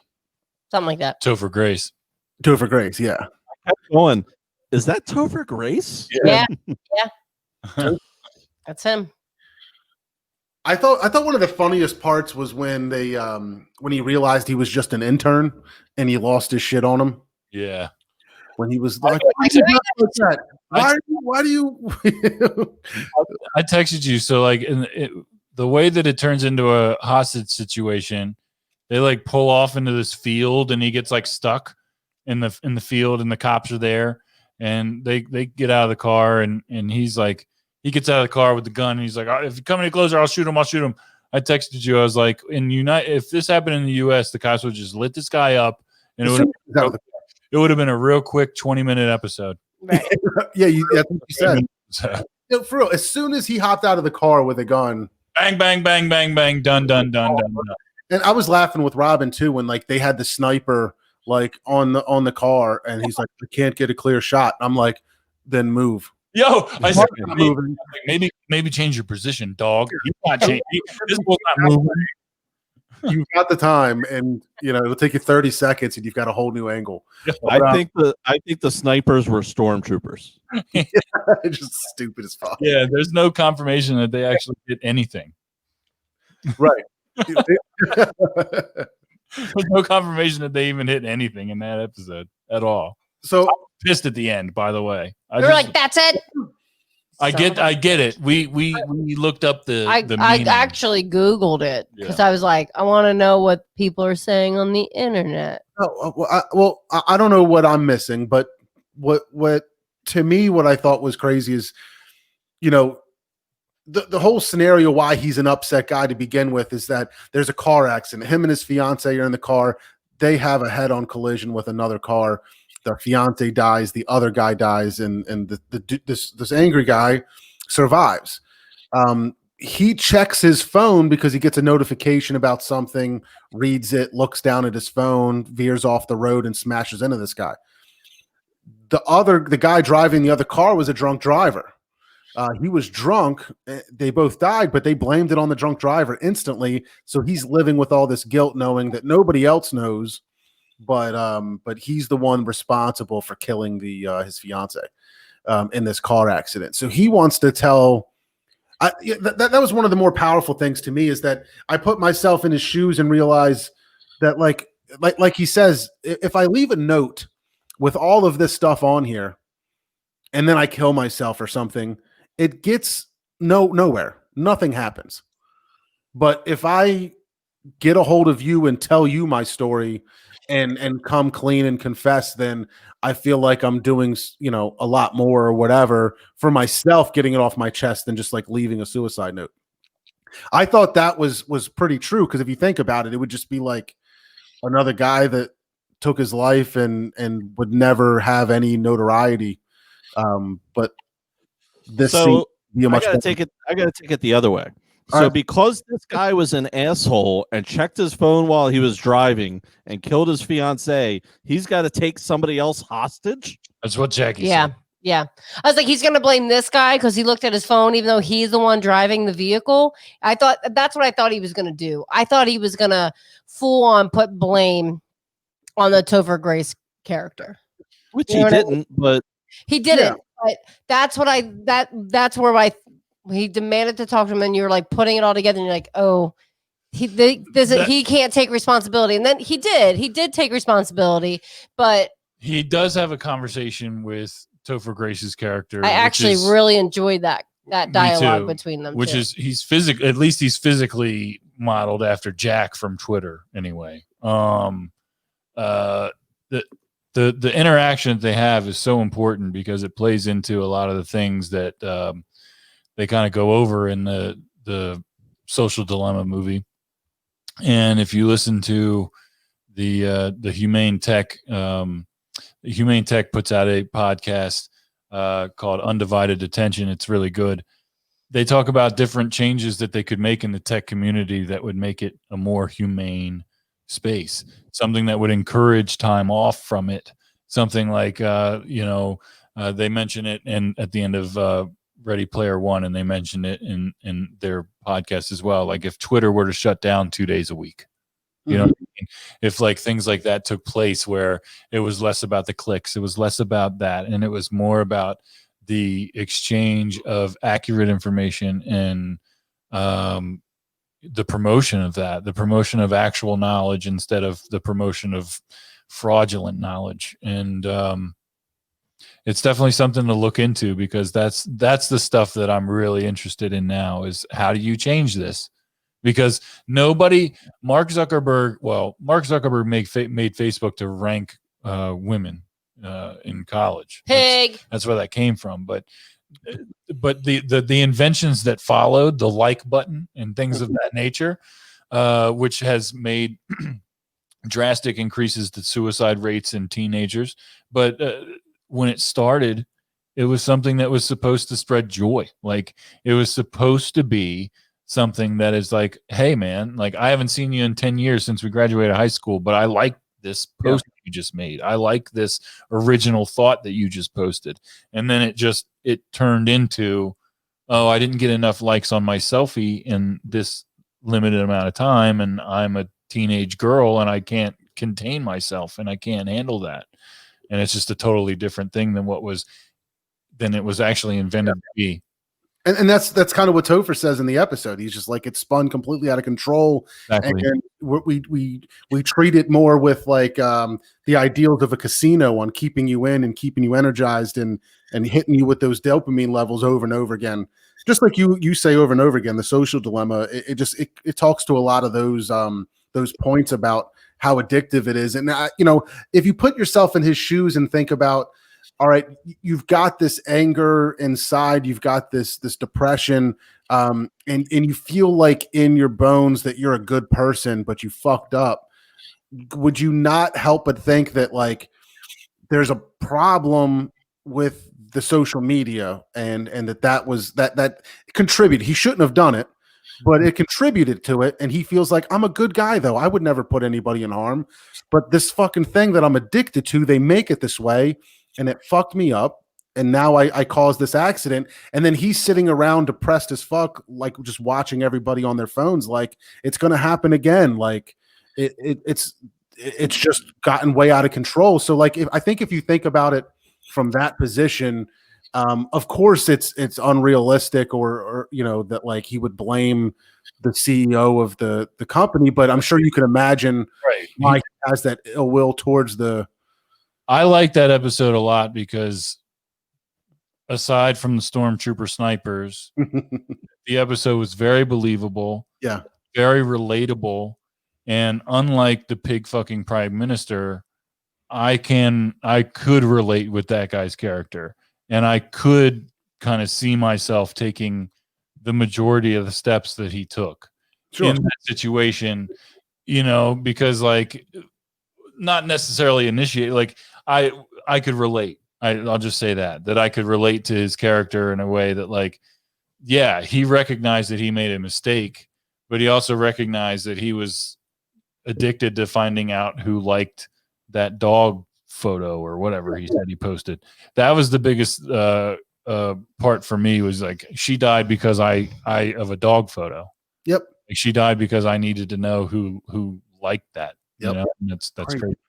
I do like that he did something for somebody else Yes. before that episode ended. Yo, that was the best part. That actually like kind of melted my heart a little bit. Yeah, it was really You know good. the guy from whatever? Everybody kind of came together at the end of that. Like it That overall, was a really good episode. it was a really good episode. really good. I just don't like the end, but I get it because I read up on it and I completely understand and it's very accurate as to what they were trying to portray, and it is very real life. That as like a society, everybody just moves We just on. move on. We don't even care what the We don't outcome care. It just won't be moving on same day, next day. It won't matter to us anymore. Yep. So desensitized. And really, realistically, tomorrow I won't care about that episode. I think you will. I'll care less about the pig episode. Oh, I'll never. I keep trying to forget it exists, and then somebody brings it up. So I think there's a couple of things there that I think watching the captor or the hostage have like all of those feelings after watching everything unfold and finding out why he's really there, to try to like be like, dude, come on. Like, it's so gross that he threw up in his own mask. Like, that's raunchy. But like, you know, that he was like, come on, man, you don't have to do this. Like, I thought there was like it was very, very good acting, that, you know what I mean? You could just kind of feel the connection between them. The other thing that I thought was crazy, that's like, I mean, I guess it is kind of a big part of the show, but when the police are investigating what's happening, that the social media company just was leaps and bounds ahead of the police as far as all the information. Yeah. Yep. That's It's crazy if you think about, like, all of us that are watching very freely put all of our shit out there. And it would be very easy for somebody to pull up a Facebook profile and be like, you live here. It looks like you're married. You've got 2 kids. They're both girls. Your house looks like this. You drive this car. We see you recently got into country music. Right? You can easily find a lot of that junk out about people. And it is kind of crazy to think about sometimes, just like how much we are willing to, you know, we just don't really think about it. It doesn't really cross our minds, and we're just doing it so that we can interact with each other this way. it is really staggering how much information about us that is known to people that we don't know. Yeah. So, hey, do you want to wrap up this podcast, and then Mr. Steve, do you want to stick around for this one? Yeah, I'll stick around for about this much time. Okay. Taylor, you want to wrap it up? Are we doing a toast of the week? Toast of the week time. I have to pee. I want to wrap the show up so I can pee and get off here. Give a toast of the week. Toast of the week real quick. Do it, John. I didn't think of it again. You're the worst. I know. You are the worst. I want to toast Canada. I think Canada is doing things really well. You're doing a great job. I'm talking to a lot of Canadians this week, and they've been like schooling me on like their government and their everything that's going on up there. I've been like just doing a deep dive into Canada the past couple of days, and they seem to be doing things pretty well up there. Did you know there's only 10% of our population there? Canada's huge compared to like landmass to the US, but there's only like 30 million people there, and we've got like 330 million people. It's like really appealing. Yeah, it sounds really cool there. I'm going to go there next time I go up to New York. I'm going to cross over, go check out Toronto. You're not allowed in. Well, I mean, after Rona, or Okay. you know, when they find out my criminal background. Or that you senselessly tell people to watch pig fucking. Toast of the week. Toast of the week to Canada. You're doing a great job up in Canada. We were supposed to go to Canada over Memorial Day, but you know, Yeah. the Rona. Nothing works in the Rona. My toast of the week is to Hall and Oates. Oh, wow. Has a Hall and Oates song ever come on the radio and you've turned it off? No. No. No. You've never done it because they're great. Hall and Oates.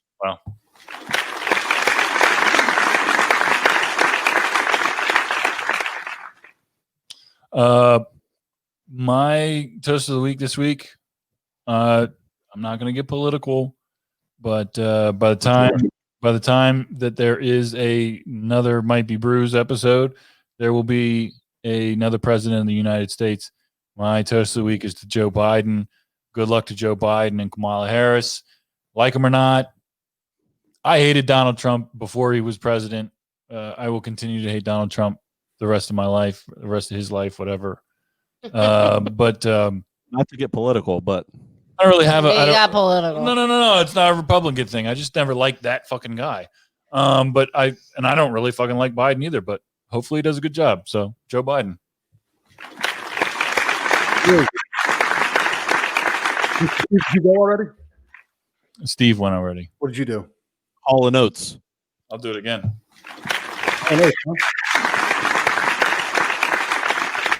Jackie, do you have anything? No. Can I toast ourselves for all the hard work we've done in We our did a great apartment? job this week. We did a great job. I'm toasting us. I got another one real quick. This extended episode is brought to you by Vacation Time. Right? Yeah. I got a shout out from Holly Coons. The Coons family is a fantastic family. They've done a lot for my family. They're great friends of mine. I love them dearly.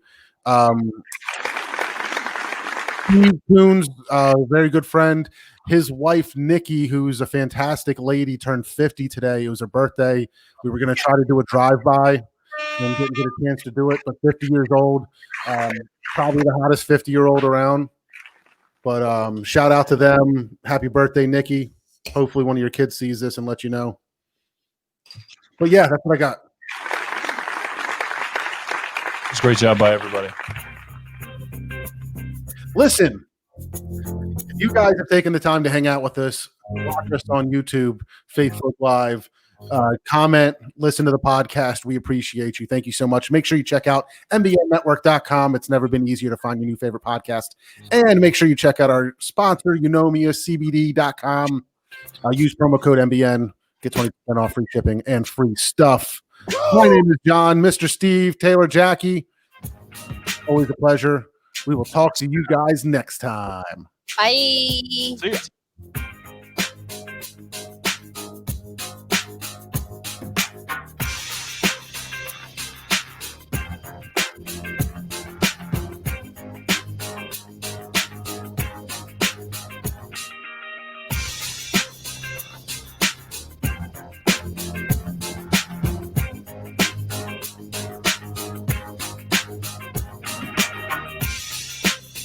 Fish, stick around. We're going to drink another beer. Don't go anywhere. We need you. Somebody's got to listen to us. Unless you have to go to bed and have to do something important. He's got to finish his kitchen. Is the kitchen done, Fish? Jesus Christ. He remodeled his kitchen. He got a double oven with an air fryer built in. He's got a dog. He's going crazy. Got a dog. He said something else that he got too. I was like watching his stuff. He was like, man, what did he hit Powerball? I'm not sure what the dancing dragon is. Is that some sort of toy? I don't know what that is. We're doing this, I think. I'll say bye. Is she leaving? Good. He Put said, me on the loudspeaker. good. Fuck off. Hold on, say it again. Your mic was off. Fuck off. I heard her loud ass. I heard her loud ass. All right. Great job this week. Yeah, that was a fun episode. It was fun. Great job by your wall. Thanks. The wall did do a fantastic job. I can't really see what all you can see. You can see the Levante? I can see Levante. Yes. You can see Levante? Yep. You don't have that giant head in the way, yeah. I got the fucking victory over here. Fam, you can see Fam. Yeah, I can see Fam. I can see Kinderman. I think that's Novak. I don't know if that's Novak or Franz, but I'm sure it's Novak. A bunch of people. I I can't wait for you to guys see it in person. Is that Toronto? The skyline there? Yeah, it's Toronto, clearly. Yeah, so it's funny, right? This guy, one of the many Canadians I've been talking to this week, for some reason we're just like talking to each other like we're longtime friends. Yeah. He's like we've been using WhatsApp. Yeah. Dude, I've been talking to them so much. My phone bill was $450. Oh shit. I didn't realize that it was like international. Wow. You know what I mean? So anyway, work's gonna have to pay me back for that. Wow. So anyway, we started using WhatsApp to make phone calls and to text each other, whatever. He texted me a link to a show that's on Netflix called Heavy Rescue.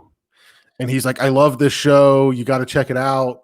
It kind of gives you an idea of what it's like up here driving truck. But it's those like big wrecker tow trucks that tow like tractor trailers. Yeah. Like it just always, they're on the other side of the lake from mom and dad. So you get like lake effect snow. It's way up north. It's cold as shit. So the roads are just probably shitty like every other day. Mm. And so it's just a ton of accidents. And then these like giant tow trucks show up and they have to like flip these tractor trailers back over and haul them. And there's like these big grizzly guys that show up and they're like, I don't know. It's kind of fun. Listen, Fish brings up a very good point. He wants to know how he can get on the wall. Has Fish been on this show before? Definitely on the live streams. I don't know if On he's the live stream, but not on a podcast. On the podcast. Podcast. Fish, if you're still listening, you got to be on the podcast, bro. And then you got to take a picture with us. That's how you get on the wall. Is there anything interesting about Fish that we can learn? Like, does he have? Lives in Jersey. Does he? Did he serve in the military? Does did he used to cage fight? No, and no. Anything interesting about Fish? No. It's like he's got a sweet kitchen and drinks beer. I don't know. I haven't seen the kitchen yet. He's a part of the audience in everything you do. That's very interesting to me. Yeah, he's a fantastic guy. He has a way about him. You know what?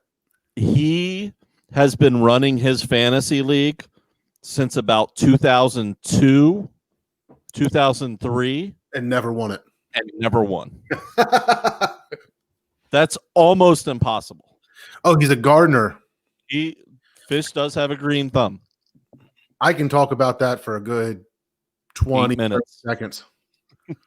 So I'm just going to keep recording because I'll probably just release this on Patreon next week. All right. And I don't have to work tomorrow, so I'll stay up for a few minutes. Have you started sipping on that beer yet, Mr. Steve? I have. It's like I took a raisin. I'll be right back. And dipped it in bourbon and rolled it in cinnamon. That's accurate. It doesn't have the mouthfeel that I want for an 11% Imperial Stout. But it also doesn't have the heat I would feel from an 11%er. Yeah, that's true. It's sweet. It's sweet. Thin. It's all there. All the flavors are there. I just wish that it blended a bit better. It just doesn't seem like it's the best experience I could have with these flavors. It's a little too cinnamony. Yeah, the cinnamon's strong. As we always say, cinnamon's tough. Yeah. It's tough to get cinnamon right in a beer. Yeah. That's true. That's true. You ever think you want to start brewing? No. I was thinking about it the other day, and I've been like, I put in like so much effort into like trying to get like a good brisket or a good like pork butt cooked, and like making like a fantastic pizza and like good dough, and like there's all this process and things that have to go right, and I fuck it up most of the time, and you have to be so much better, and I don't know that I would have the time or patience to make a good craft like that. It is a lot of time, especially if you want to do it right. It is a little time consuming. Yeah. Yeah, I think so. Nice shirt, Taylor. Taylor, nice shirt. Oh, thank you. Taylor, Shake Milton dropped 31 tonight. Good Lord. See, don't trade anybody. Everybody's potential has greatness on the Sixers. Whole bunch their bench is so much stronger this year than last year. I agree. 100%. So much stronger. Clearly to me, they're the number 2 in the East. Yo, what's above Raekwon's head? This? Is that That's me and Jackie. okay? I was about to be like, is that Jackie's dad with a mustache? No, I got.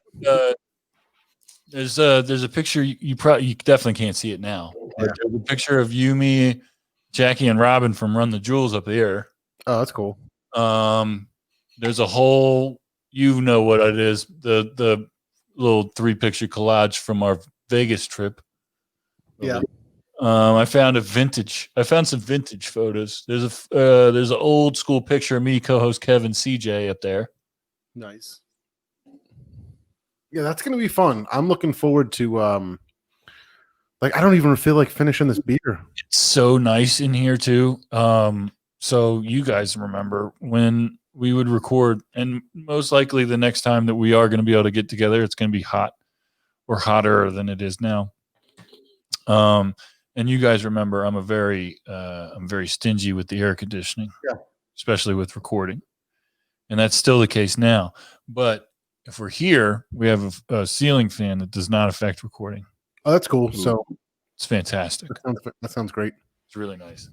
All right, Taylor, I see that's the Weekend behind you there. It is, and it's autographed as well. I need like a 5-song playlist. Oh wow, kid friendly or no? No, just for me because I never got into it, and I want to like hit me with like the 5 best. So I can see if it's something I want to get into there. Okay. I'm a big Weekend fan. Okay? I know you are. That's what I'm asking. All right. Well, I'll do my best. I could probably give you 3 sets of 5. Okay. There's a very dark side to the Weekend, which is I'm not going. You gotta. I'm gonna limit it. You know what? I'm gonna give you 5 songs. There you go. 5 good songs. I'll do it. Give me a day. I'll give it to you tomorrow. You don't have to give it to me tomorrow. It's not. It's not critical. It's critical. Starboy is perfect start to finish. I think there's one bad song on it. It's a good album. It's a very good album. That's the single, right? Starboy. I think I know that one. That's a good song. That's the name of the album. That one's got Feel It Coming is it's a classic. Babe.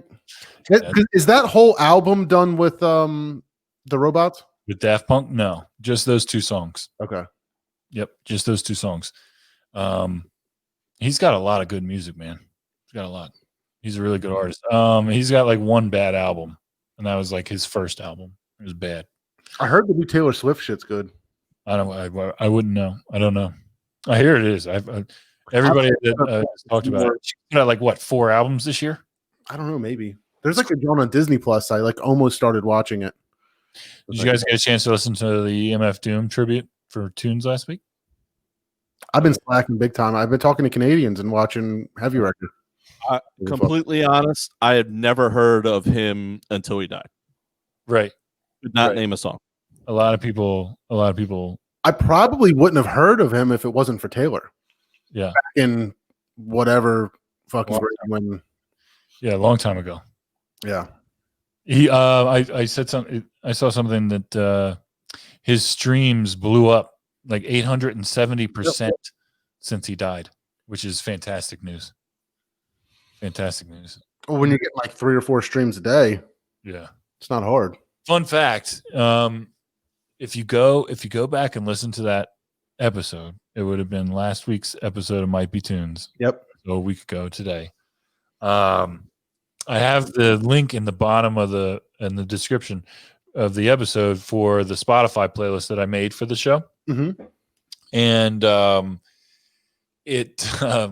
second song that I play in that thing, it doesn't sound anything like the real song on the show. If you listen to the show, the second song I play doesn't sound anything like the real version of the song. And the reason for it is because when I record music into the podcast, it's only recording, I guess, in mono.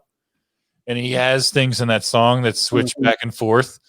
It's like a guitar riff that's like completely missing from the song. Oh.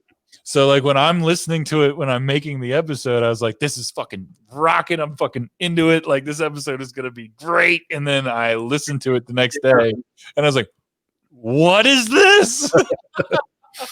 That's wild. It didn't like ruin it. It didn't ruin it at all. It's Yeah, just a remix or something. But it's like it was funny to me. I was like, this doesn't fucking make any sense. Interesting. By the way, I'm still recording. I'm just gonna put this on Patreon. Yeah, that's cool. I'm trying to Do it. see if there was some other shit that we could talk about. I'm hoping that when I die, our plays go up 800%. It's gonna happen. Yeah, that's gonna happen. That's good. That's good. That's a good goal to have. I'll do that. How do you feel about COVID vaccines? Dude, I'm hype about it, dude. I'm I hype. don't think they're happening. I saw something on the news today. They're like, they had their biggest day ever of rolling out vaccines, and if they keep it up, it'll take 6 months to just get the people at the top of the list on it. It's very slow. That's crazy. Yeah. Jamie got her first shot, Oh, good. and she's scheduled for the second one. That's good. We should be getting So ours. Taylor, you and I should be able to get into that. We should be able to get into that 1B because 1B is manufacturing workers. Yep. Yeah, I don't think it's going to be. I should have this. We should have it. I would think by summer.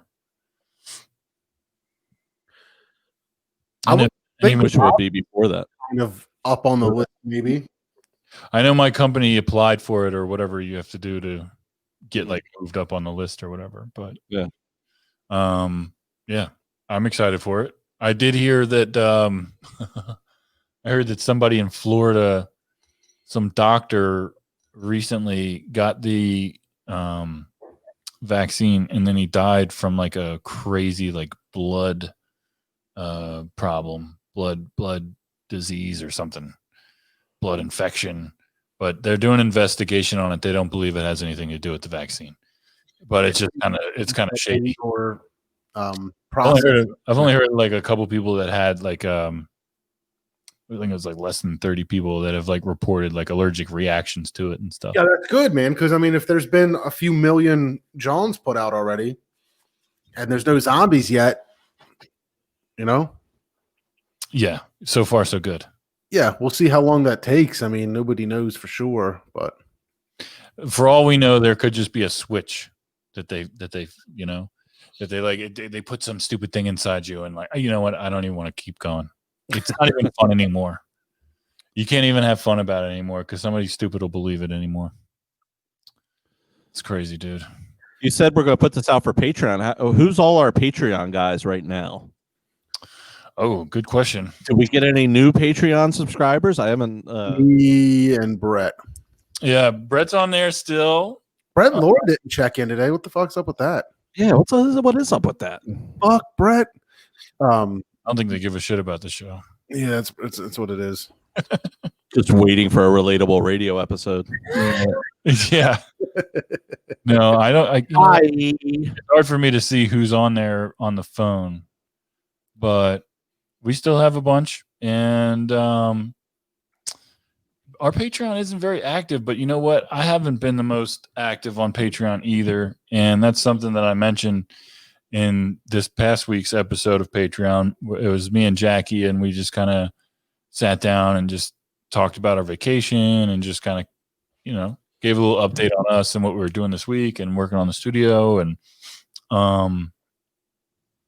but I made a promise to Patreon that I was going to do something once a week at least. And You know what I want to do, and I think I could do it for Patreon or whatever. Reaction videos.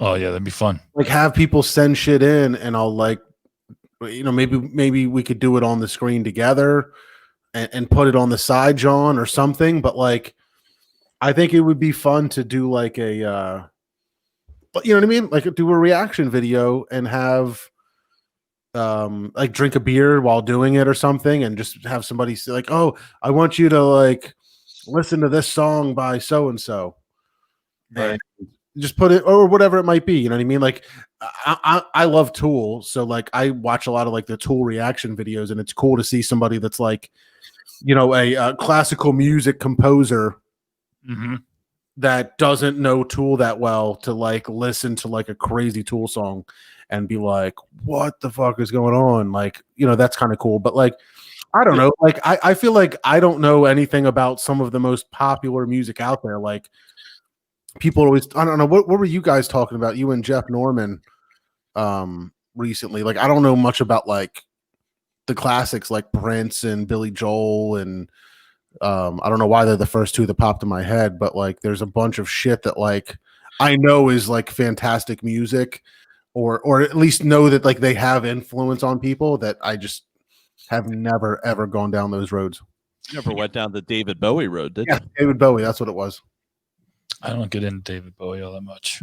But that's what I'm saying. I think it would be cool to like be hyper focused and listen or watch like a music video or listen to a song and give like a reaction and put it out on like YouTube or whatever. And it might be a lot of fun.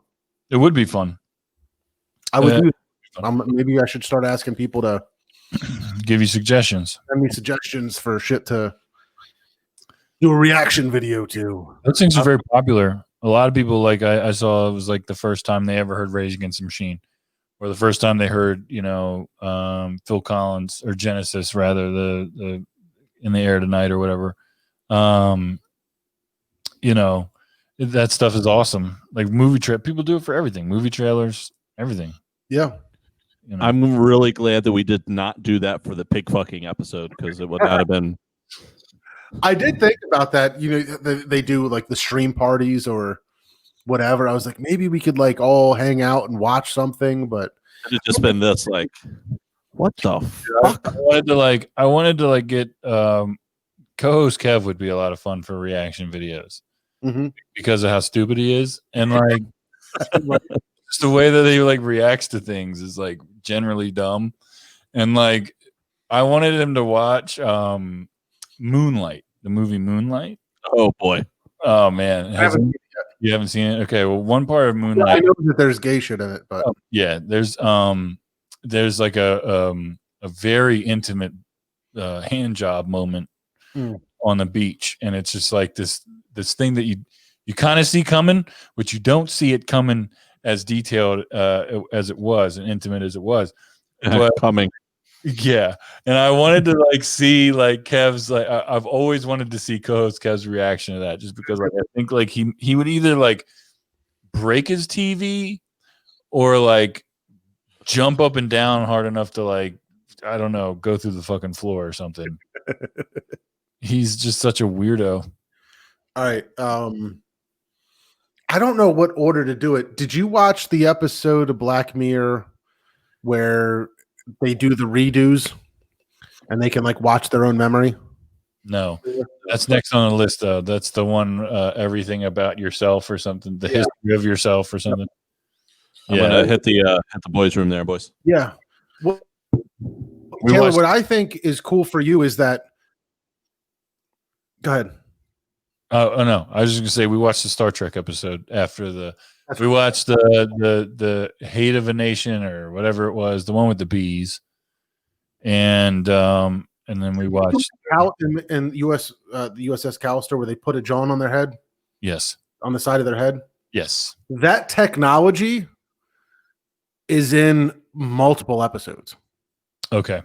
Which is kind of cool that that's one of the repeat things that you see, the same kind of thing, even though it's behind their ear, being able to where their eyes go white and they're redoing stuff. But there's very similar technology like that keeps popping up. So I'm excited for you to see after you watch that one, there's one called I think Playtest that I think you should watch, and then watch Striking Vipers.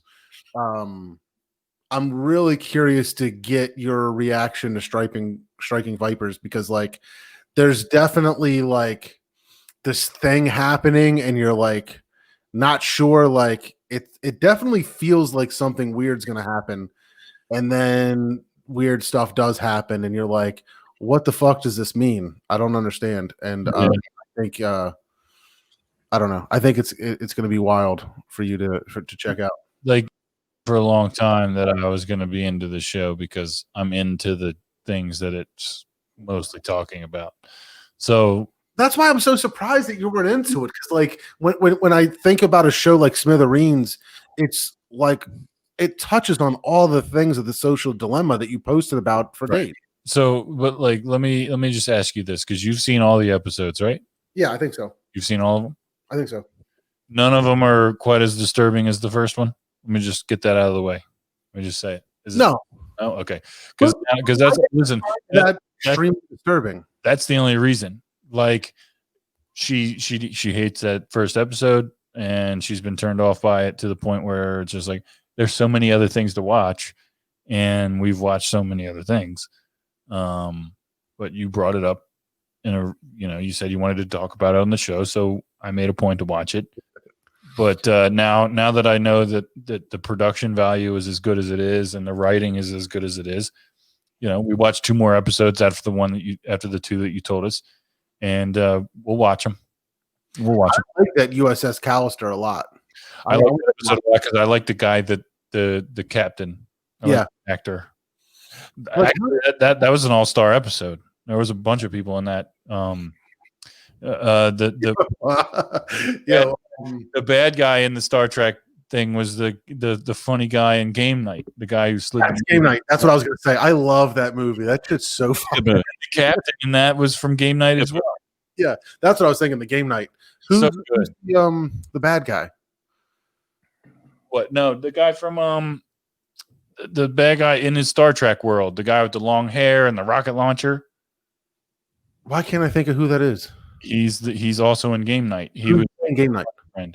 He was like the funny friend, the guy who when he was trying to pay the psychic or whoever the fucking idiot guy, slid the money across the table. Yeah. It's that guy. Yeah, he's fun. Yeah, he's funny as shit. No, that was a great episode. So we'll watch them all. I'm excited for you to see the rest of them and to kind of like chat with you as you watch them because I like them a lot. On Netflix, that's on Netflix also. Robin and I, all right, so first off, it's probably like one of the most girly things I'll say, but one of my favorite movies is Pride and Prejudice. Yeah, it's a good one. I think it's a fantastic movie. It's a great movie. There's number 1. Bridgerton. Oh, okay, yeah. You watch it? No, I haven't. But real quick, speaking of Pride and Prejudice, the guy who plays Mr. Darcy, we just finished. I wanted to tell you to watch Succession on HBO. Is he in it? Yes, he is. I've never seen him in anything else. Totally different. It's fucking hilarious. His character, how different he is from Mr. Darcy in Pride and Prejudice. Watch that. Is it good? It's a good show. Oh, it's great. It's a very dysfunctional, very vindictive and toxic rich family. It's like Schitt's Creek, but like in the real world. Okay. And minus being in a shitty town. It's a really good show. The writing is really good. You will probably hate all the characters. I do, but that's kind of the fun of it. Like at this point, every show, I feel like any show, there's somebody that you're rooting for. And I'm rooting for everybody in the show to pretty much go to jail. I'll check it out. I'm looking for a new show to watch with Robin. We watched Bridgerton. We watched it fast. You liked it? Yeah. I mean, my ancestry.com, John says that I'm like British or whatever. Like I'm mostly English. So I think I have a thing for like people with British accents and shit that happens in England and shit. It's crazy. The accents and like when people talk the way they do, and I get into that. And like and a lot of it reminded me of Pride and Prejudice. They take like one part of that movie and turn it into like an episode almost. Did you watch The Queen and shit? I heard that's good. No. Or The Crown. Sorry, The Crown. I did not watch The Crown. I heard it's really good. I heard it's really good. The people look like the people. I know that much. Yeah. Which is crazy. Oh, that reminds me. There was English accents piss me off the majority of the time. Really? I like the real like I guess over there it's kind of like street accents. Like I like Attack the Block. I like Snatch. You know what I mean? Like when people, I like the slang that they use. I like that kind of shit. But when they talk super, super proper, it bothers me. I'm just like, it's just too much. I forget like that. Like there was a one status. They said status in one of the Black Mirror episodes instead of like status. Yeah. It's like when they do that, it's just like, all right, you're trying to sound stupid. Yeah, no, I like it. I kind of like every time I hear people talk that way, I'm like, I wish I said shit cool like that. It sounds so much better than being like status. I wish I sounded like the Jason Statham in Snatch. You know what I mean?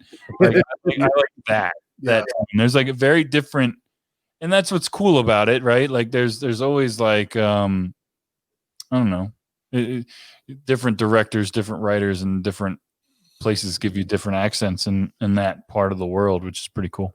Yeah, there's it is kind of crazy that like just like in the US, you've got people with the Boston accent, the Southern accent, the Brooklyn accent, the New York, whatever we are, that's kind of like neutral, I think. I don't know. Or maybe we have an accent, I'm not sure. But the people in the UK do too. They all, they say you can pretty easily tell like a South London or whatever, you know what I mean? The region that you're in. Did you all right, first off, Bill Burr, incredible in The Mandalorian. His episode was fantastic and his character was fantastic. So such a good episode. Yes, it was awesome. And then somebody was like calling him out, or they were like posting all these things online, like what was it? How can a Boston accent exist in space? In space. Yeah. And he was like, so like somebody called him out on it, and he was like, how the fuck do I just walk up to anybody and speak English in the universe and they understand me and speak English back? To think that there's an accent issue is not at all the problem, if you want to get that technical. And if you're gonna nitpick and be a nerd and nitpick that much, then go fuck yourself. It's pretty much what he said. I really wish that Gina Carano wasn't so red pilled. Yeah, that I don't know that I can enjoy watching her now. It sucks. It's disappointing because I like her character. Yeah, it sucks. That's such a topic though. The artist from the art. Right. I mean, that you can say that with so many other people. Michael Jackson. I still like her character. I still watch, and I'm still hoping whatever. But it just sucks. The second season of Mandalorian was a cinematic achievement that I don't know when we'll see something that surpasses the greatness of season 2 of the Mandalorian. You're right. I think one of the biggest disappointments for me was, like I said, the one episode behind the scenes. Like, what the fuck? Yeah, I didn't watch the behind the scenes thing. Behind the scenes for season 1 was like 6 episodes. Right. I liked it as much as the first season. Yeah. Maybe I just kind of dug a lot of that stuff, like the technology, learning about the whole, this, what do they call it?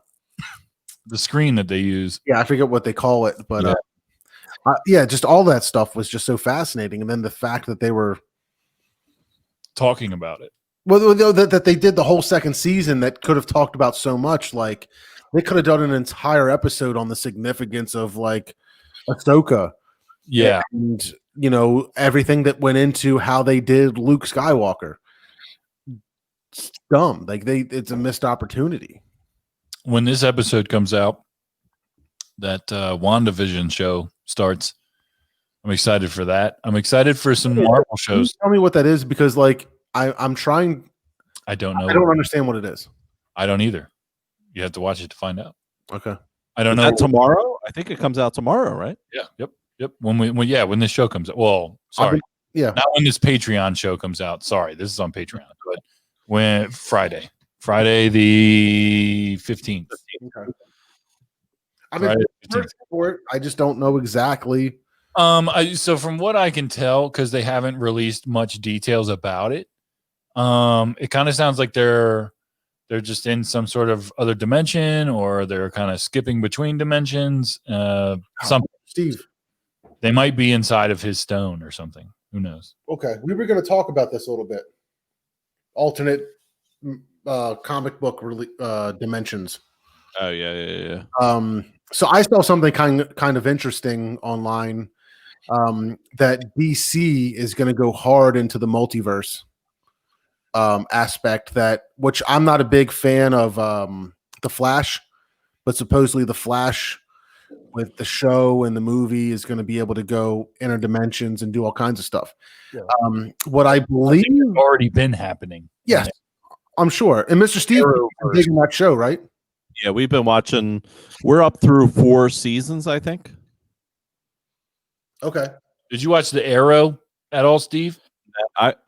There's a couple episodes that you have to watch because they do cross episodes. Like you have to watch the Supergirl, the Arrow, the Flash, the Legends, like, or else you'll be lost. You have to watch the other episodes. But I have not watched all the Arrow.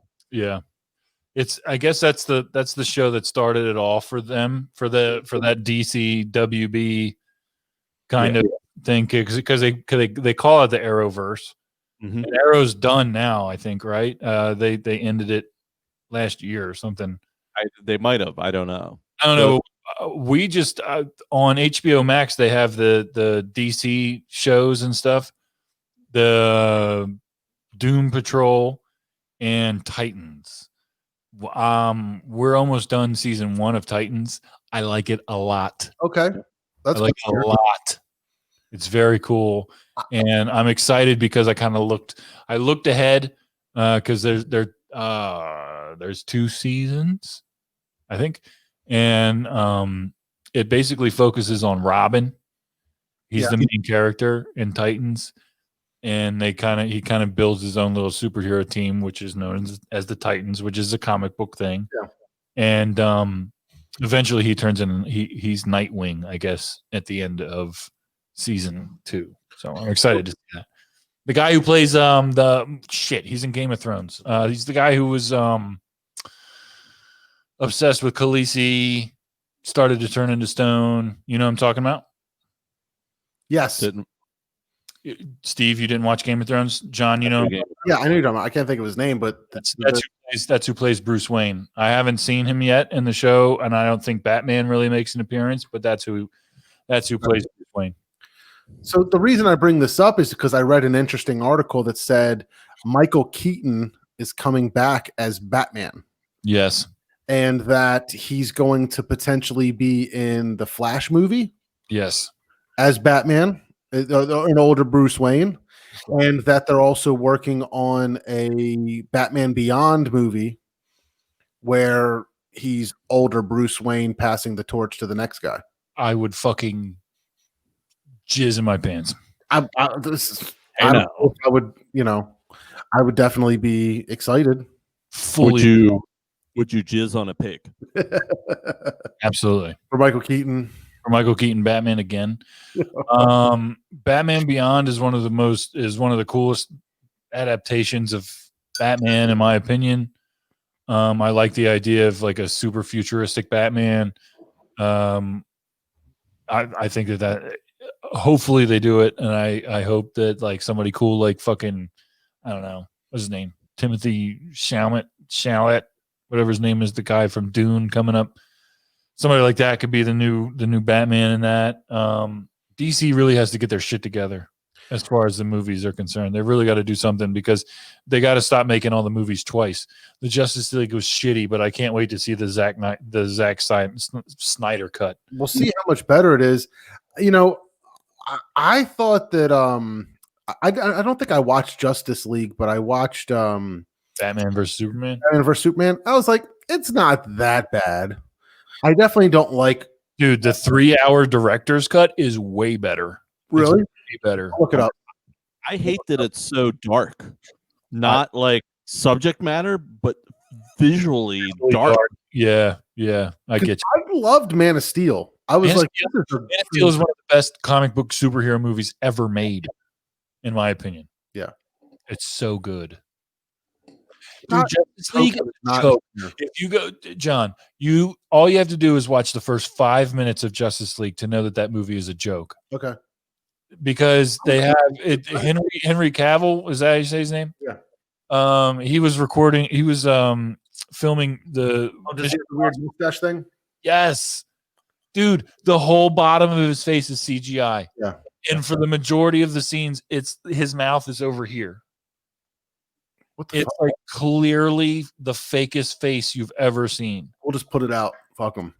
Dude, like the Princess Leia in Rogue One was more realistic. Luke Skywalker in The Mandalorian was more realistic.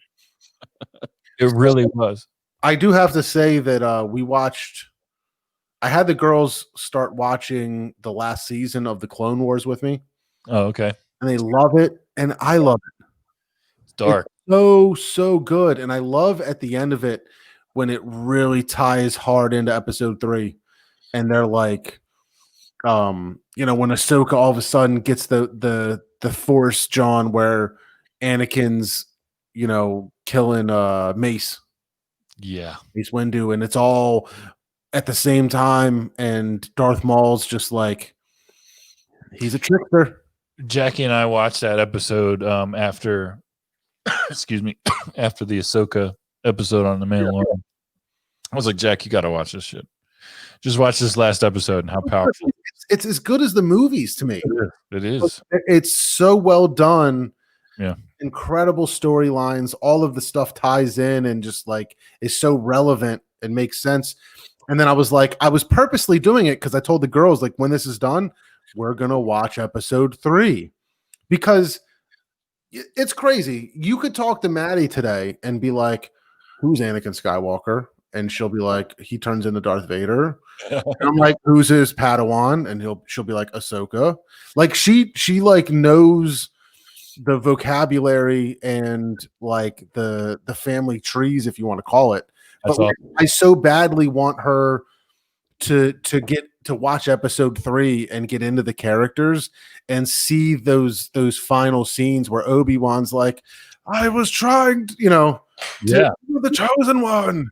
And I have the high ground. That scene, that lightsaber fight is one of the one of the best scenes in the entire Anakin or the entire Skywalker saga. She's probably not there yet, but I really feel like so good. So good. I know, but I really feel like I'm trying to tee her up so that like I want her to have like this aha moment of like, she knows. Has she seen any of the movies? Has she seen any of the movies? Not extensively. I've start with episode 1. She has the advantage over our generation of being able to start from number 1 and go all the way through. And you know what I mean? I tried to do that because like we tried watching Rebels and like nothing was cohesive and she didn't know the characters and she's like, where's Ahsoka? Where's now that she knows, like she would probably love to see Anakin Skywalker in a pod racing. You know what I mean? And she's young enough that she would appreciate Jar Jar Binks. Yeah, maybe. I thought about it, but I guess for some reason because of they love Mandalorian and we every episode of Mandalorian together. So cool. If she doesn't recognize the people, if there's no Boba Fett, if there's no Ahsoka, if there's no Mando, if there's no Yoda, she's like, well, then who the fuck is this? So I thought getting them into Clone Wars would tie Obi-Wan, Anakin, Ahsoka all together, and then we could start getting into the movies. And even though Mando and Ahsoka are not there, she at least like has that basis of characters now. She's invested into that universe. She's invested in. She's really she can. I was surprised. I almost started quizzing her, like, who's this and who's their dad and who did they become, and and she gets it. I'm surprised how well she understands the all of the details. But I want to get her into the movies for sure. Yeah, no, that's really cool. I showed my kids the order they came out: 4, 5, 6, 1, 2, 3. Okay, and then we watched 7, 8, 9 at the theaters. Nice. How did they? Were they able to like put all the pieces together? They followed that the way that came out. My oldest one was. My youngest one was not as into it. Okay. See, for me, it was like once I realized, like when we were young and we saw Star Wars for the first time, it's like, wow, this is really crazy. But then when I realized that they started the whole thing in the middle, I was like, well, wait, what do you mean? Like, that doesn't, why would they do that? And it never really added up to me. And then, the older I got, the cornier the first three became. Not the first three. I'm talking about episode 1, 2, and 3. Especially the first 2. 3 was great, but like they just really messed up on some of the cast. Like anybody playing Anakin was trash. I am excited for to see like Hayden Christensen in the Obi-Wan show. Yeah. I'm excited to see how that all shakes out. And I'm also excited to see if Ahsoka shows up in that show. I saw a thing today that the Ahsoka show they said was going to focus on Thrash. Thrall. Yeah. And Ezra. Yes, which makes total sense. And Thrall, I heard that they were thinking about trying to get Robert Downey Jr. to play him. That would be pretty awesome. Because he's got a good relationship with Favreau. Yeah. Dude, let me just before we end this, I'm going to end this so I can edit the show that I'm going to put out. But I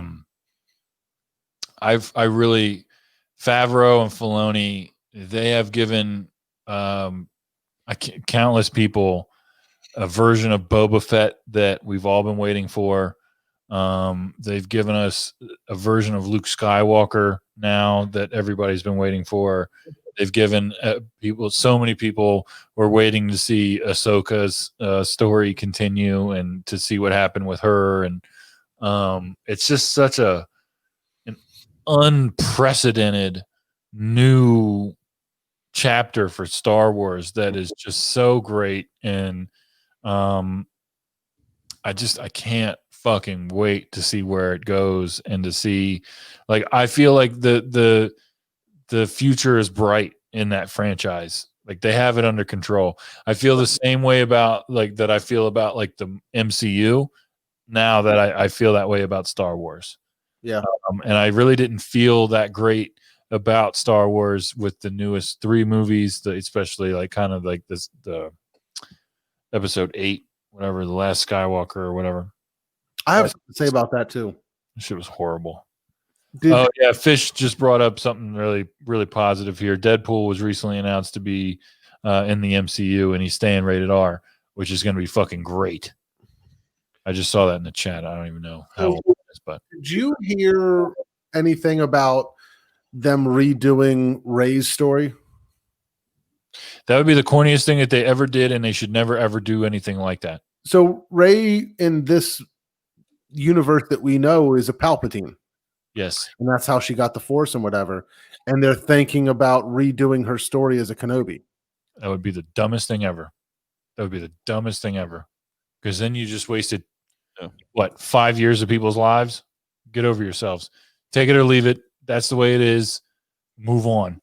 You've got Star Wars now has the top creative team in the universe making their product for them.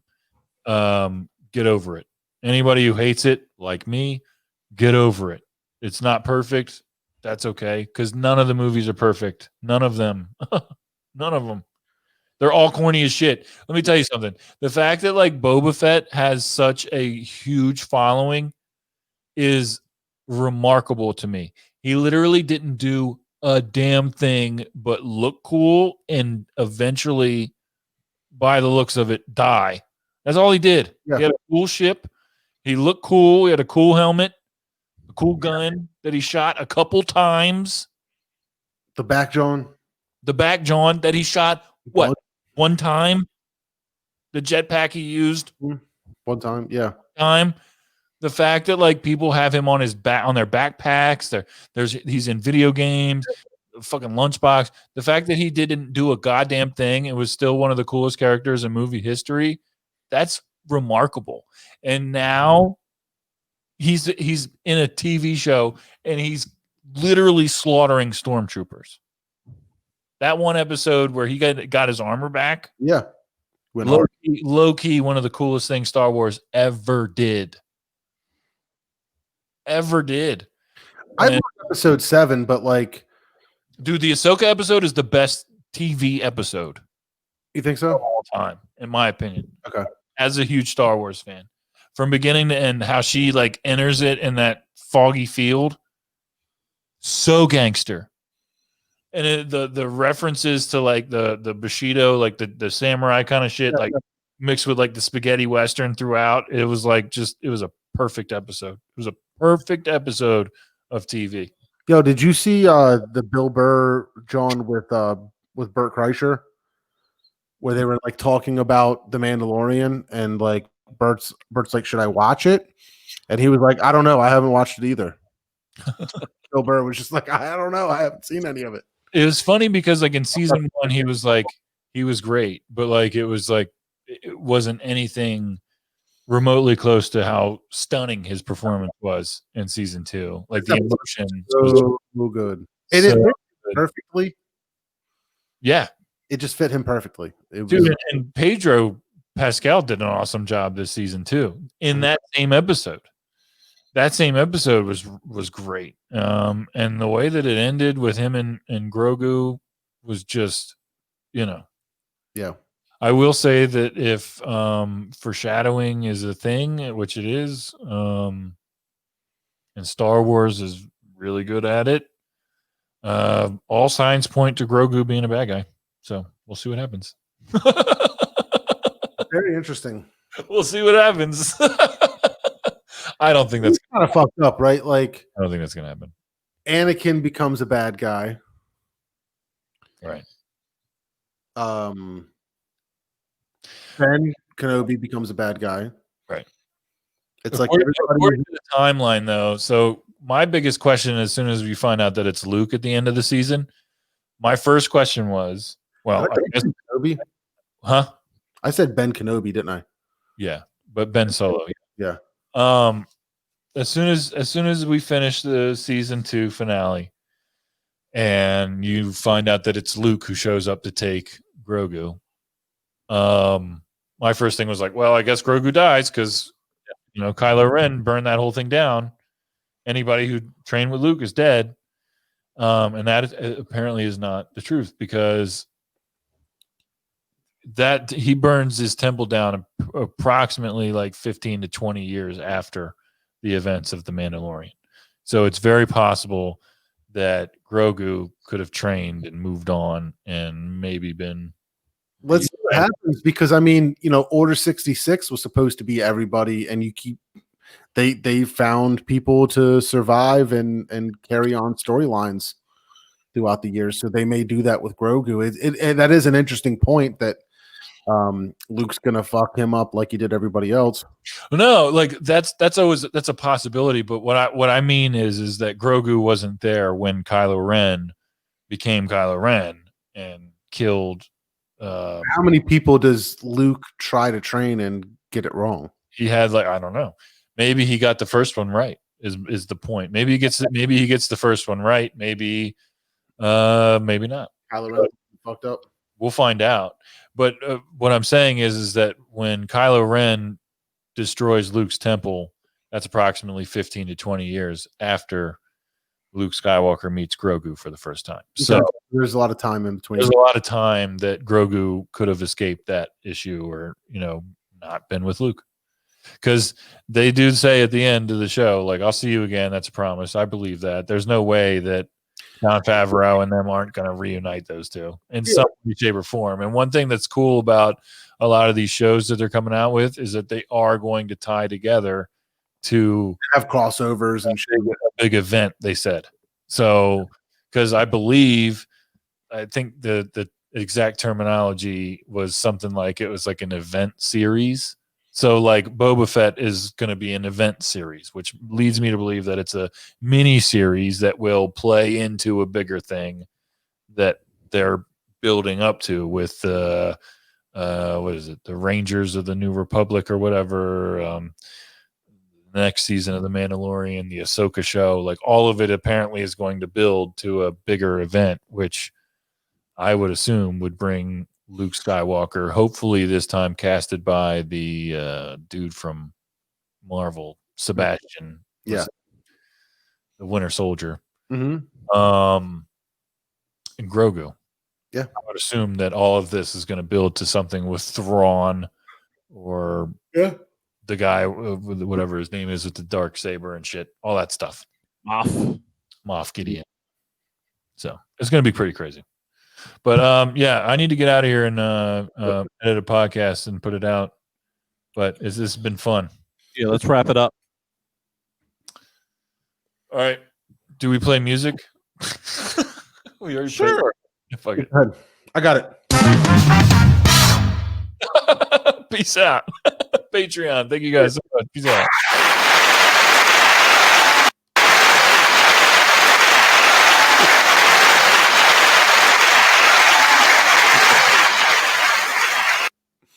Butter wrapping.